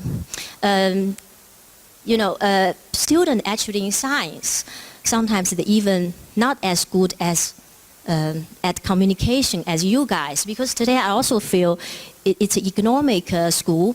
That a lot of Chinese students here, they're already very good at expressing themselves, very much more open. But sometimes scientific students, a lot of time they're more introvert. So a lot of time, the first thing encounter is in the meeting with the professor.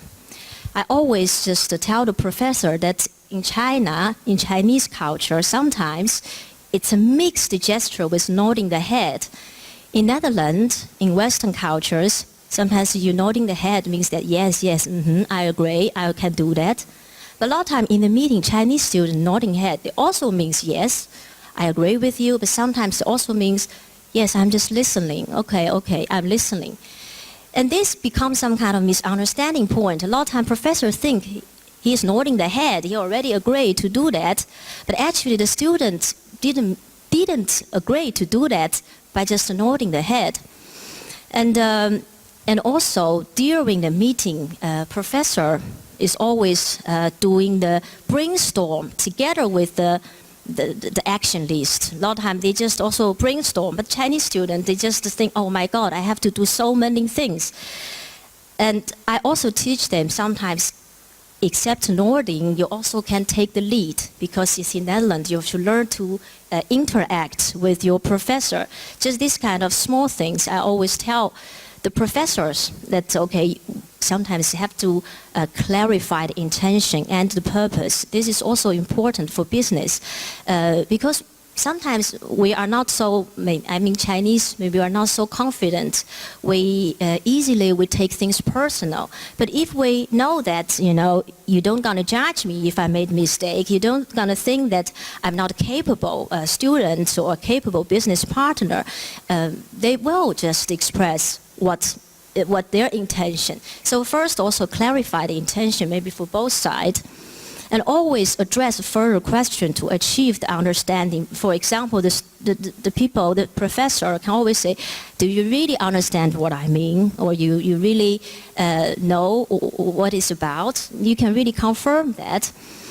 And also for the student part, I always ask them to make a meeting summary. Maybe for some confusion parts, they can really note it down and to let the professor confirm about the action, whether something need to be take action or something is just a brainstorm or just a suggestion. So this is just a small case. And I also just agree with just now Patrick mentioned, when it comes to sometimes business cooperation and negotiation, and it seems Chinese people have no weak points. They always like to say yes to you. It's about, maybe it's not about weak points or problem, it's just about how open you are about the challenges. Maybe that is better to formulate that. Dutch people, indeed, they like to have a big overview about a project. They want to know that if something happens, what can we do? But indeed, like Xiao Xiao said, Chinese people sometimes think about A to B. They think from A to B, there's no problem, it's yes. And a lot of times you get conflicts from Dutch side. They think they are cheated by the Chinese. They are, actually, they cannot do this. But they promise they can. But actually, the Chinese probably, they don't solve the problem in a direct forward way. They really can find other way to solve it. In a pharmaceutical company, we sometimes thought certain documents has to be prepared, and we asked the Chinese parties whether they can prepare all these things. They said yes, but then we find out actually they cannot. So got panic. But later on you find out they have certain networks, maybe one telephone call, everything solved. You don't need all that things. So this kind of things is also some mentality. You need to be a little bit open to observe and to really give them opportunity to show that. But when really there's how to say situation or problem or conflicts, my suggestion is that, okay, you first ask open questions. In the certain problematic situation, what do you normally do? Maybe actually in Netherlands we think about the routine procedures. It's always standard here. But in China probably they will tell you something, you know, one telephone call, I know this Mr. So just ask about it, and sometimes raise the problem just as early as possible. Just also tell them why you care about these things. Of course, specify the objectives, assignments in the cooperation project. And for me, sometimes I really think it's so important just to go there to visit and discover the situation, what it really looked like. And these figures just now you have already seen, but more or less I want to send the same message. The Chinese, we have a small self, and we always have a kind of leader searching mentality. We want to follow someone. And in Netherlands, people see each person is an individual, you are educated, you should always have opinion. We're different, but actually I think if we understand each other and sometimes really even take good part of each side, it can make things even easier and better. So that is the take-home message. More or less, I still means that, okay, if you have cooperation, if you have, communication with a different culture, just first specify the intention and clarify the problem and clarify the understanding. And of course, a clear action list to really make each side know what they should do and be there on the spot, just go to visit. Of course, you can always contact me. That is my email address. Thank you. That is something I want to share. Help.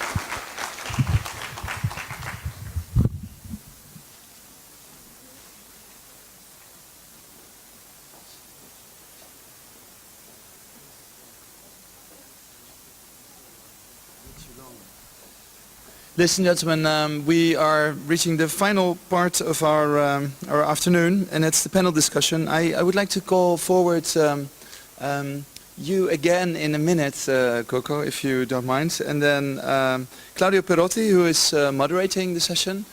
Please, and maybe also switch on the microphones.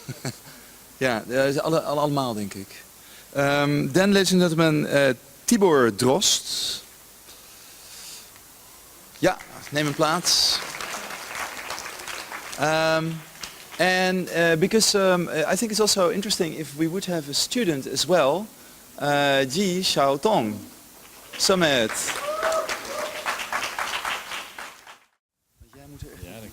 Is there any assistance in the house for the microphone maybe? Anyone?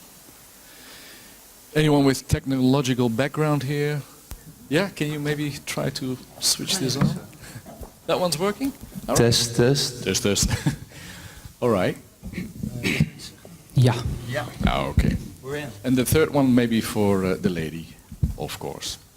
Well, we're ready to go then. Thank you. Well, good afternoon, everyone. Everyone left over. There's a few people that found other obligations probably. My name is Claudio Perotti. I'm coordinator of the program Building Partnerships in China, and I'm asked by Sander to moderate this session. Don't know why, but I can give you some more information about that program later on. But for today, I like to pick the brains of these experts in the house. And it's quite an accumulation of knowledge about China we have here at the table. Of course, Coco we already heard just now. Tidor, maybe you can give yourself a very brief introduction first about your background and your relationship with China first. Yeah. Okay, hello everybody. My Dutch name is Tibor Drost and my Chinese name is Jiao Mu. Now this Chinese name, Jiao Mu, it's actually meaning arbor. So it's like a loofboom. It's a bigger kind of tree. I was trained as a biologist at the University of Amsterdam, and I also majored in science communication.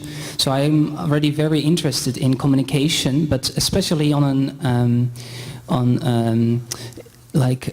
interdisciplinary sciences. I like to be a kind of bridge. So if you take Qiao Mu together, then you can actually get Qiao Liang, that's bridge.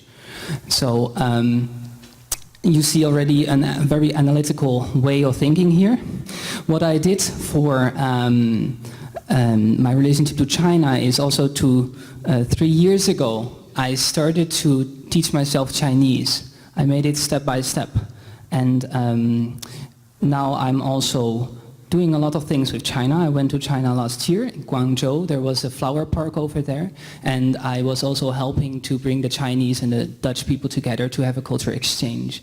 And I'm now fluent in Chinese. I passed the HSK Proficiency 5 test last year. And well, I'm here to share also things with you guys. So if you have any questions, please feel free. Okay, thank you. There's a pretty elaborative introduction. Thank you. We skip Coco for a moment. Don't feel offended, but we know you already. Let's move on to Shatung. Hello, everybody. My name is Samit Ji, and my original name is Xiaotong. Perhaps most of Westerners found it really hard to talk about. Yeah, that's why I insisted in using the name of Summit. And yeah, basically all my friends here in Amsterdam and also my lecturers all call me Summit. Even sometimes I wrote my name in exams as Summit and they still recognize it. Yeah, something for myself. I grew up in China. Actually, as a previous presentation already mentioned, I'm from a city called Qingdao. That's where the most famous Chinese beer is from. And it was a German colony actually for 30 years. And yeah, there's kind of still lots of Germans. That's actually why, like, when I was in middle school, I started learning a little bit German. Until now, yeah, I don't find that hard to follow. Yeah, and then I had some short experiences in living in Singapore and Japan. Not for really long, but yeah, in Japan it's in Yokohama. Yeah, I stayed there for 2 months with some international students communication project. And for Singapore, I was in summer holidays. They're really long, like also like 1.5 months in my friend's place. Also, yeah. Yeah, and then decided to come to Amsterdam. This one of the most globalized city in the world, actually. Yeah, I didn't really want to go to countries like USA or the United Kingdom because at first I don't really like, for some random reason, I don't really like the native English speaking country. Yes, isn't it? It's always really good to learn a new language, right? I'm now following IBL study in House of Amsterdam. And yeah, I've been doing like lots of projects with my lecturers and the scholars. And yeah, I've been traveling a lot and yeah, working on different things in Europe and basically in Asia. Yeah, I've been to most of the European and Asian countries. If you have any questions related to cultural and economic problems, yeah, I'll be the one who answer your question. Well, that's actually the reason why we're here and sitting here in this forum. Thank you, Xiaotong. I said Xiaotong, but actually it was Summit. That's your English name. And for the preparation for this forum discussion, I Googled you. And when you Google Summit and Xi, then you end up with Xi Jinping, the chairman of China. And not you, unfortunately, but we never know what's happening in the future. Okay, the whole setup of this forum discussion is that it's not only us talking, but particularly also you as the audience asking questions, because we have a powerhouse of knowledge here at the table, and they introduced themselves already with their knowledge and expertise. So if you have a question, raise your hand or grab a microphone. There's ladies there, and there's another one over there, I believe. If you have a particular question about China, communication, doing business in China whatsoever, if there's something in your mind you think, well, I do not want to leave this day without having an answer to that question, this is the moment you can ask the question. But to get the fire starting, I have already one opening question to all three of you, and maybe you can give me a brief answer to that quickly to get the motor rolling a little bit. And actually it was brought in by Coco. Maybe you can start as well, because you had a very interesting subject you brought in. So, well, there's a lot of difference between miscommunication and what you experience yourself. People address it as discrimination. So the two words, discrimination that you encounter in day-to-day life once in a while, actually mistaken as miscommunication. You must have a reason for that. Can you give me a little bit of a picture about that? Yes, I think sometimes miscommunication, let's also call it Dutch style miscommunication, can be sometimes very direct, and some Chinese students, and we can easily feel discriminated, even though it's not discrimination. We intended to use some big word for that, and then sometimes make it very bad, in the situation. I remember when I was a student just in Wageningen University to get a student fitness card to enter the sports center. I get actually trainings. They have actually an introduction hour that lets you just get used to the facilities, and afterwards you can use the card to enter the sports center whenever you like. So when I try to enter the sports center, I remember that I forget actually my fitness card. And I saw actually a lady, I think she's Italian, that she in front of me, also international student, and she just showed the reception her student card, and she get in. But then I thought, okay, I also have my student card with me, so I just asked the reception to let me in. And the reception said, okay, you cannot get in because you need to register. And I think, yeah, yesterday I had this introduction tour. I already registered. That's how I thought. But she said, no, you cannot get in. Her English is also not very good, because I think she's also an immigrant from Suriname. Then her English is really not good. So I feel so bad and humiliated. So I went back to my dorm, and I cannot do sport. That time I'm still a little bit homesick, and also just to come to Netherlands, weather is so bad.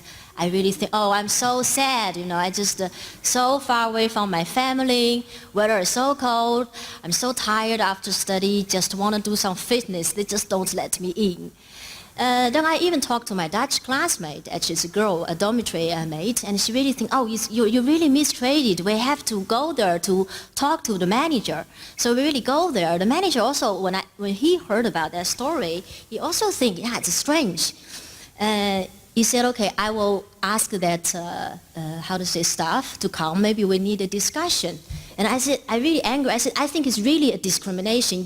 She just don't let him in, because I see that she let a white girl just before me. She just let her in. Then he asked me. He said, okay, normally they have a name label on the T-shirt. Do you still remember her name? I said, I cannot remember her name, but I know she's a very fat, ugly black woman. Out of emotion, everybody was really surprised looking at me there. I go there to complain about my discrimination. I try to discriminate, I thought, but I use all the judgment words for huge-sized people and for appearance, and I sound even like a racist. Actually, I'm really not. I just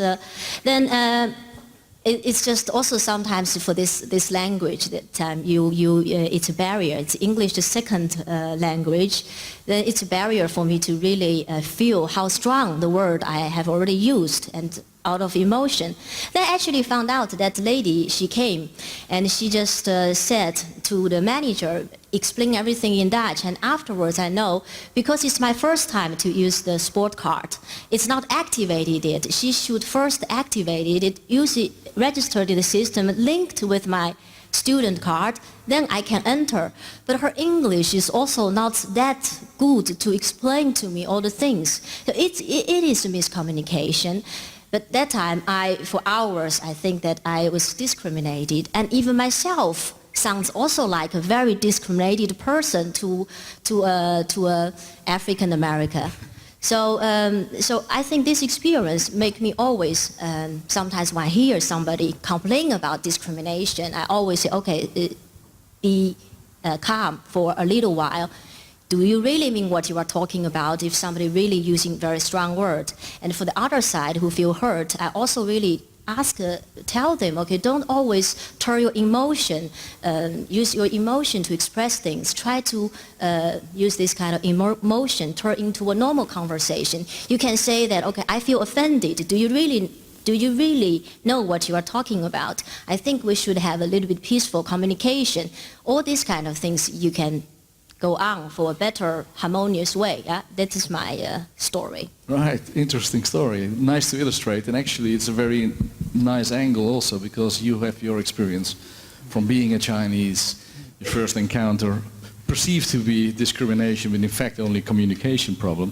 But I presume Tidor, when he was doing his time in China, he must have similar kind of experiences, but then from the other part, being, let's say, miscommunicated yes. by the Chinese. Do you have an example of that as well, a vivid example that we can take our lessons from?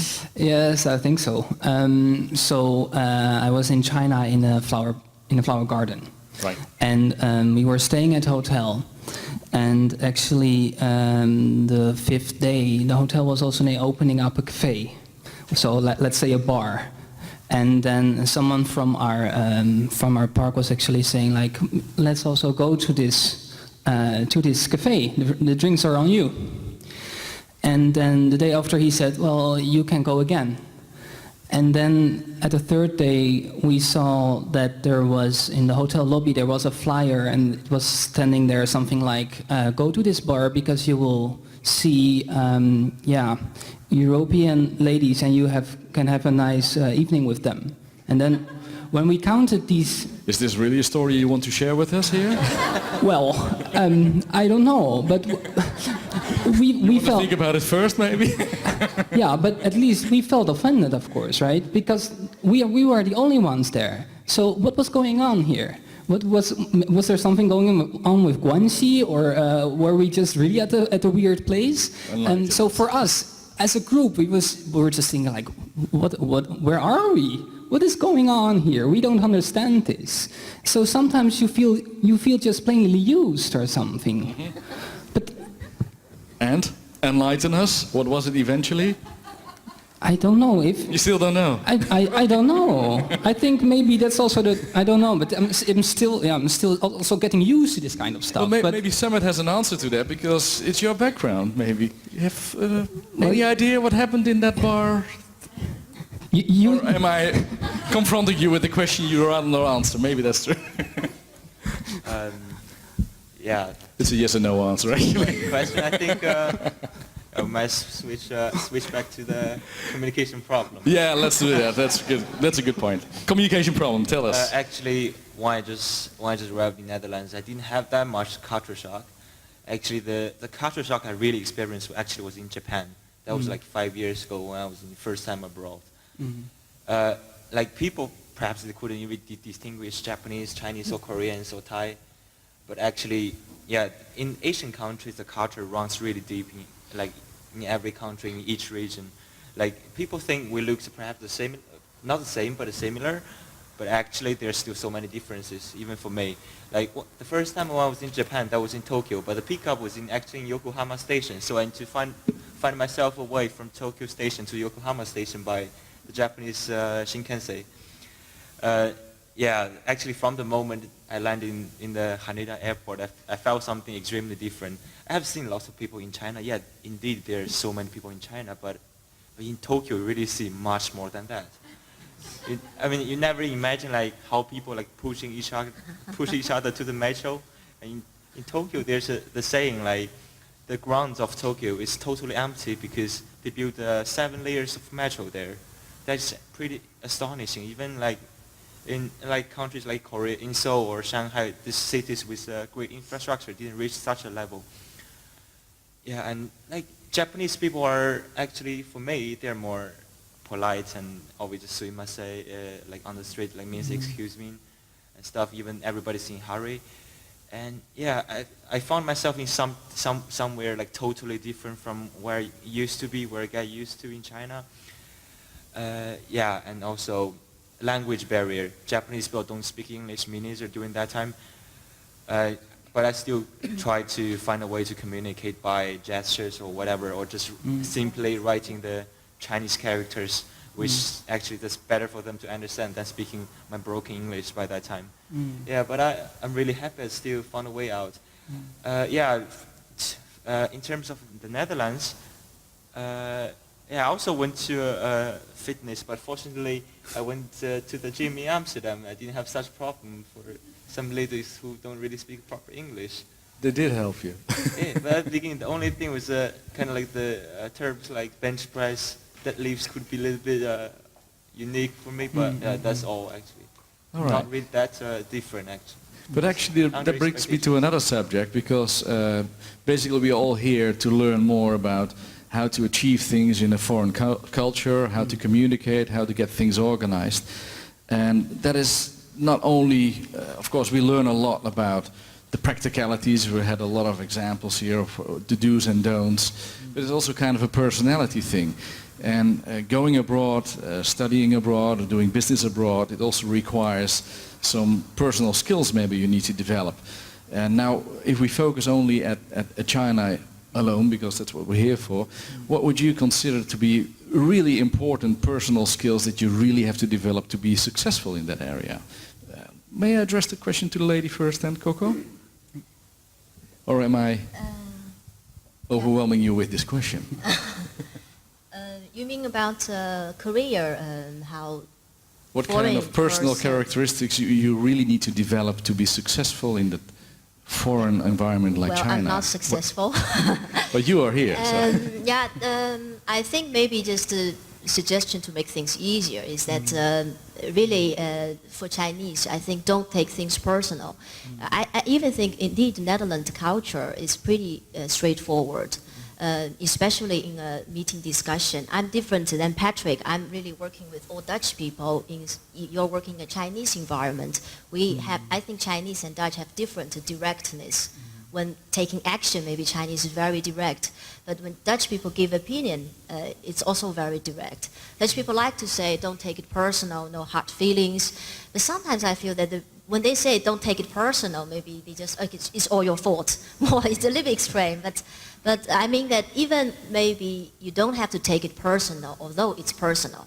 You just having more problem-solving mentality. That will really help. Problem solving, good. Tito, just go back to your achievement, because maybe it slipped the minds of many of us, but you did study Chinese in 2 years' time. You didn't prove it yet, but you're supposed to be fluent in Chinese now. How did you do that? What kind of personal skills did you develop to get that done? Because I tried for 20 years and probably not at that level yet. At least it is. It's a step-by-step thing. And I think I also really build on the things that I get a lot of happiness from. For example, as a kid, I really liked playing games or getting, for example, Pokemon cards. So I was thinking that just use that kind of mentality, that kind of gaming, like collecting thing, and then start use that to collect knowledge and skills in a new language like Chinese. So I designed all kinds of small games for myself and played them over and over again, and it just generated more and more new games that I designed myself, and I was just not thinking about getting this exam or something. I was not even thinking about that I was actually studying Chinese. I was just playing with this language, just really get into it and really just live it. So together with Chinese people, I had a lot of interactions, like communications, eating together, and doing all these stuffs, but then just in Chinese. Step by step. Step by step. Small steps. But the proof in the pudding, of course, is in the eating. Now we have a Chinese-speaking lady next to you, so I think we're all a little bit curious if that advice, practice what you preach. So maybe, Coco, can you ask a question to Tibor? 你好。 Ni hao, we all know that. 你好，你喜欢中国的文化吗？我肯定喜欢呀。 Is that convincing enough? All right, okay. Thank you, thank you. Good advice, Tibor. Maybe Shatong, you also have some, because we were talking about personal development, personal skills you want to develop. First of all, actually, Tibor really speaks pretty decent Chinese. Very, very decent. No, like really standard Mandarin. 一般吧。 Actually, that's really tough for foreigners because in Chinese there always this kind of pronunciation that is really different. It's like for Asian people, in European language there's this r. In many languages. What was that again? Say? Like in Russian or in Polish, especially, also like in Spanish, there's a r. It's like extremely hard for Asian people to say. It's also like took me some time to learn it. Yeah, like if we go back to the really important things for doing business in China, I think just to accept the culture, because Chinese culture is relatively really close culture, like Korean or Japanese culture, and the Chinese people are not really open to the new cultures and to the new things. I mean, actually the best way to do things there is like just to accept it, try to get yourself in it, but don't be stubborn, insist on the ways you Just like accept Europe. the people as the way as they are. Exactly. We heard that earlier today. Is there any question from the audience in the meantime? Because I guess you're all triggered now with questions. Yes, yes, go ahead. Is there a microphone there? Yeah, I have a question to Miss Wei.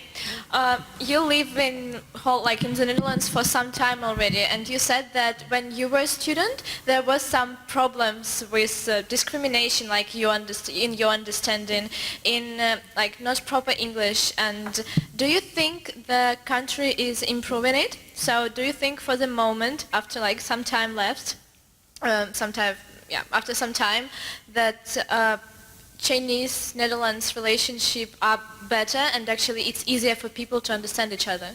Thank you. I have to say that I didn't got discrimination, but I thought I did. So I have to say that when I come to the Netherlands, frankly speaking, if be objective, I don't really feel I'm discriminated. And I do feel that the communication and also the understanding and pay attention to Chinese culture is really growing.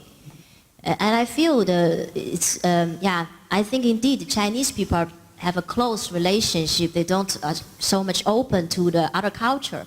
Or I should say that they really want to know the other culture, but they don't really want to change their own culture that much.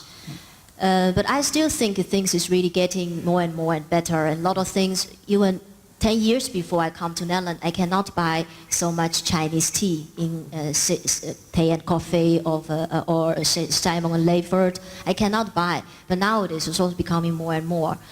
I do know some Chinese students who can really like Dutch culture and Dutch direct forward mentality. But I also know some Chinese students, they also cannot really cherish, they think Dutch people are very cold. For example, in the weekend, you spend the weekend by yourself, and Chinese students, it's so difficult to mingle with Dutch.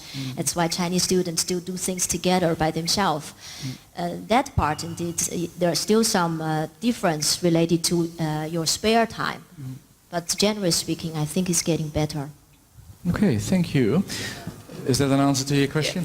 May I ask another Okay. question? Yeah, please do. I have a question to all the panelists. After a few years of living abroad and just having international experience, do you feel that you have personally changed? Like, do you feel changes in your mindset and mentality? Very good question. It's not only do you adapt, but did you change yourself? Good question. For me? Well, actually to all For three all of of you, you. and ladies first always, eh? Right. But we heard you. Yeah, for me, I feel that I definitely changed. Like just now, I said about my own relationships. I really show my sophisticated and confidence part instead of pretend to be an innocent little girl. And also, and I think I also become more rational. And when I was in China, I also a little bit dramatic. But I think Dutch people are much more rational and also really stand on the ground. That part I also take in. Xiaotong, did you change while you were here in the Netherlands? Yeah, absolutely. I think I changed a lot. What changed in you? I think it's like the ability to communicate with different people or people from different cultures. I think that's really important. It's like the more countries you go, the more you feel like, wow, it is something different again. It's like, especially in Europe, there are so many small countries now. Like the whole Europe is almost as big as China. But can you like, give me an example of what happened, for example, how you communicated before you arrived here and what changed, as an example, what changed now? I think when I just arrived here, I used to do the Asian way. That is, What is that, in your opinion? We make affirmative answers basically to everything. And we make like yes, even we didn't really understand it or we're not clear what we're going to do. But now absolutely I say no because yeah, I've experienced like 2 years of how Dutch people do things. Is like you need to really to get into the ways they do things. Right. Yeah. That's what we heard earlier today, the yes man. But no more yes man anymore. Okay. Tibor, did you change while you were in China? Yes, I think so, of course, yeah. At least my culture awareness got a real boost.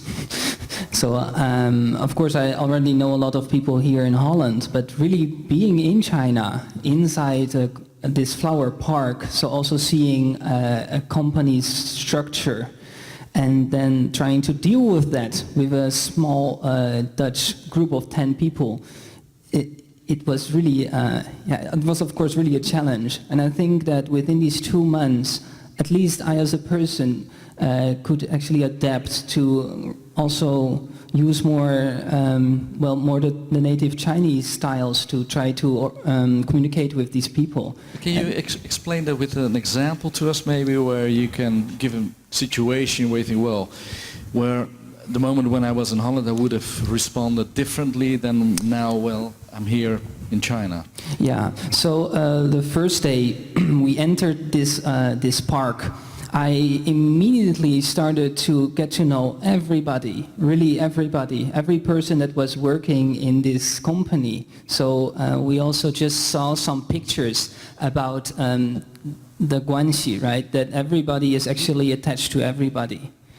And you don't necessarily know why, but you're just attached with each other. And then the Dutch people in my group were actually saying like, Tibor, what are you doing all day? You are not really being an ambassador in the park, you are just chitting with every Chinese people that you meet.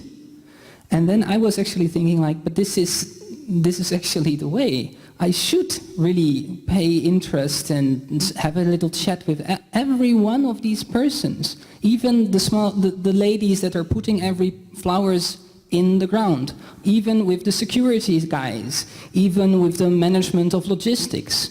And it was such a lot of fun that you actually saw that for me, I was very quickly just embraced by this culture. It was also during Chinese New Year, and I actually had a very nice New Year celebration with my best colleague there, my best friend, and his families.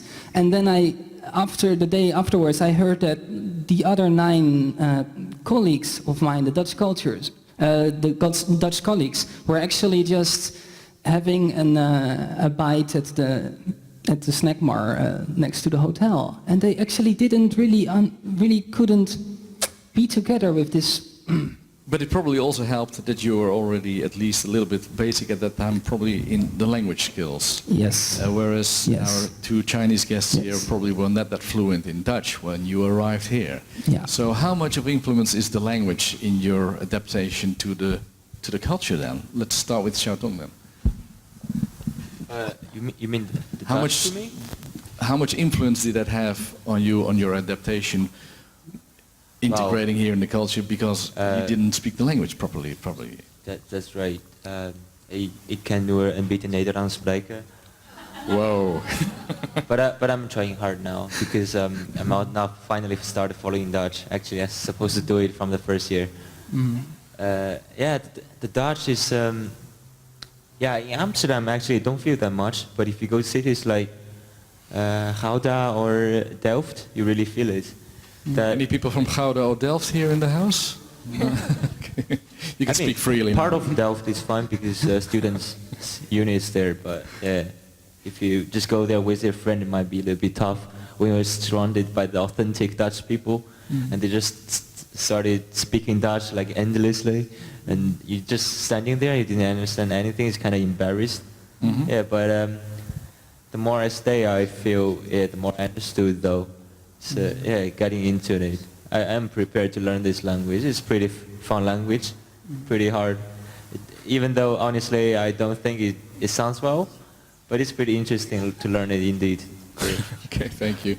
Coco, how were your first weeks, months, maybe even years in Holland without speaking the Dutch language? Yeah, actually, when I was first 2 years as a master student, I didn't really learn Dutch. Follow some basic Dutch course, but I don't really use it.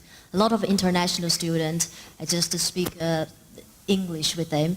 But things changed in my PhD. That time I need to work in TNO because TNO is a sponsor for my PhD. Of course, every Dutch colleagues, they can speak good English, and they're also high educated people. But during their lunch break and coffee break, everybody speak Dutch, and sometimes you directly feel very lonely, and you really feel this, you want to talk to them, understand more. So my boss also paid me a very good course to learn Dutch. Actually, it's a four-month intensive Dutch training course, and per week, just every 2 nights, you have to really learn that. But I think it's really helped. And he also, because he paid for the course, just after 2 weeks, he started to tell everybody, now in the meeting we can talk in Dutch because Coco is learning Dutch now, and I paid for the course. It's also Dutch. He paid that. Then really, everybody started to speak Dutch to me. It's really, that time, it's hell. It's just like hell, really. Every day I feel this headache because I have to listen every new knowledge very carefully, but I have to also learn Dutch. But it really helps. After 4 months, I feel that your knowledge, your Dutch level significantly increased. And suddenly I feel this country is much more open. You directly can hear information on the bus, on the train, on the news. I start to watch Dutch TV, and you directly don't feel that lonely anymore. Right. Yeah. So may I summarize this, that actually the bridging language English that we all speak, or at least to some extent, is maybe not enough to really get across. Get a little bit of the local language helps a lot. I think I fully agree with that. All right. Well, are there any further questions in the audience? Yes. Is there a microphone for the lady over there? Yeah. Or you can shout maybe. No, you have a Chinese appearance, so you must be modest.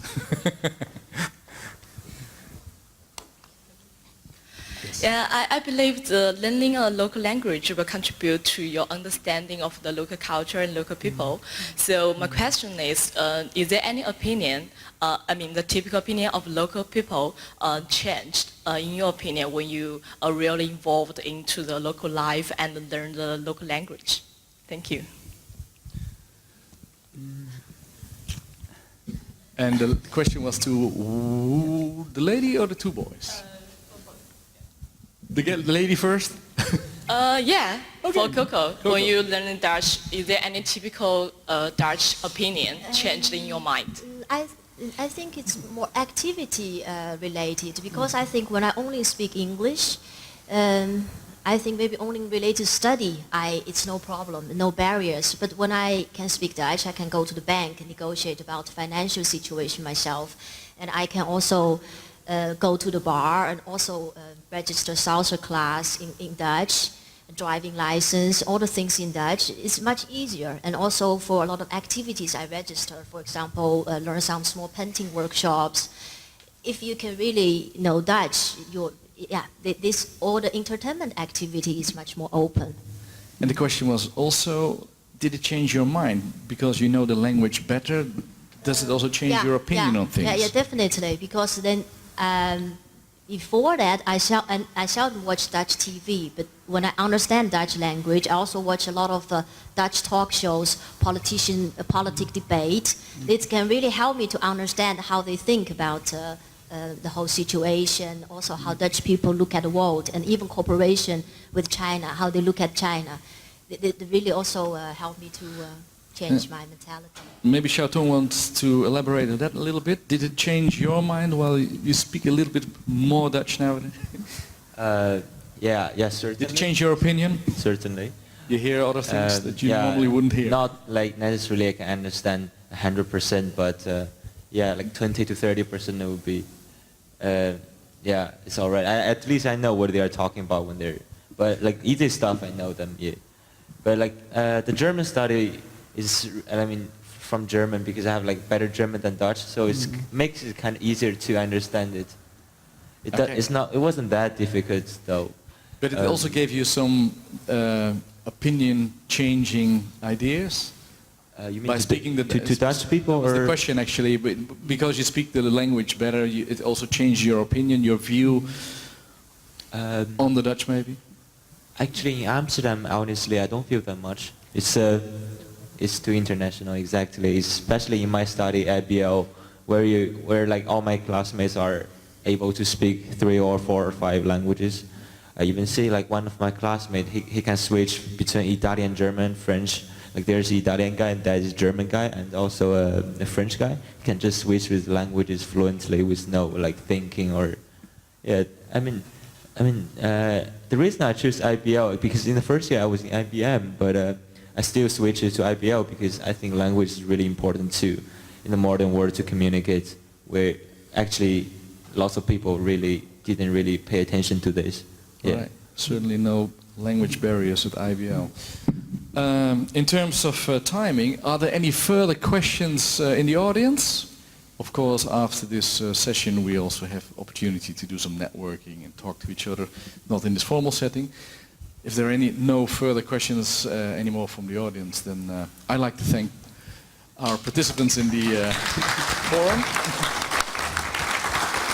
And I'll give the final word to Sander, who is, of course, the host of today. Sander, thank you. Thank you so much. Claudio, you've been asking a lot of questions. Double prize. Now it's your turn. You also speak Chinese, right, or not?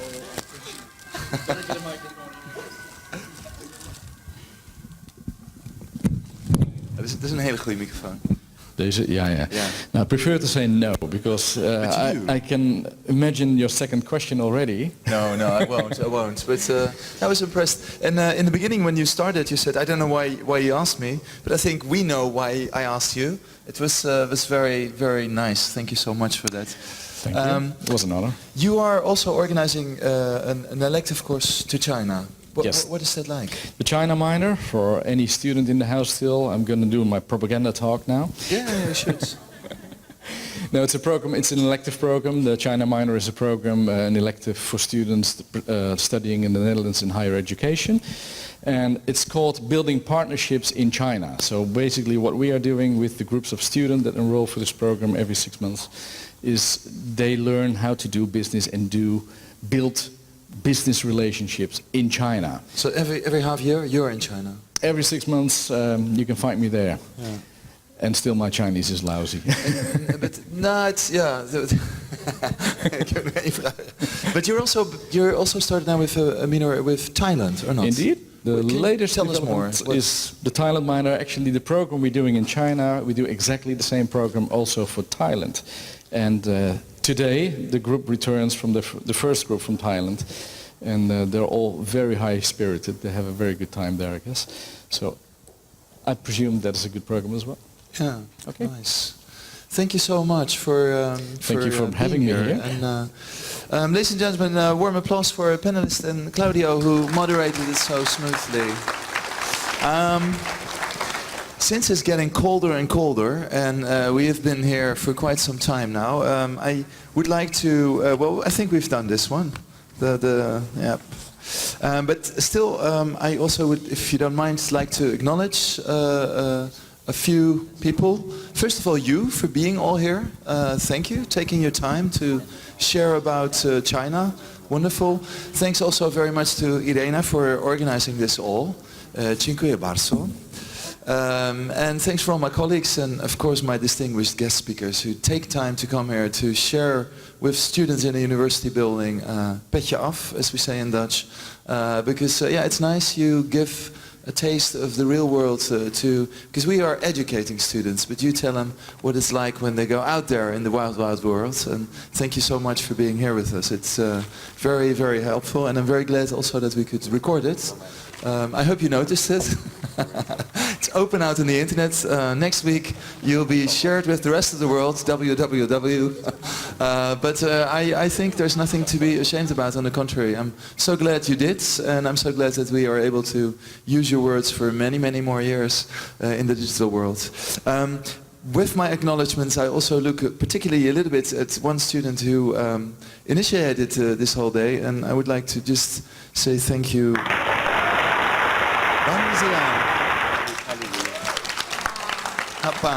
I have a gift for you. You have to come and get it. Thank you so much. We've Skyped too many long, long nights. Last night it was 2:30 or something. It's too much, yeah. I gave you something of the Young Garden. It's a book I wrote, and yes, it's in German. Because how did the oral exam go? 5.4. Aber es war gut. Thank you so much. No, you can stay here. Stay on the stage. Two more people. We also had a kind of, everybody worked so hard. You could see it, you know, this beautiful red things everywhere. And we got lights up there. And they've been putting in batteries this morning, poor fellows. But we also had some two people who took yeah, the lead in that. Julie and Kimberly. Hartstikke bedankt jongens. Jullie hebben het gompers gewerkt volgens mij. And do we have gifts for my super squad? Then we almost have gifts. And then I also want to call the rest of the kids. Yay. On stage. Where's my squad?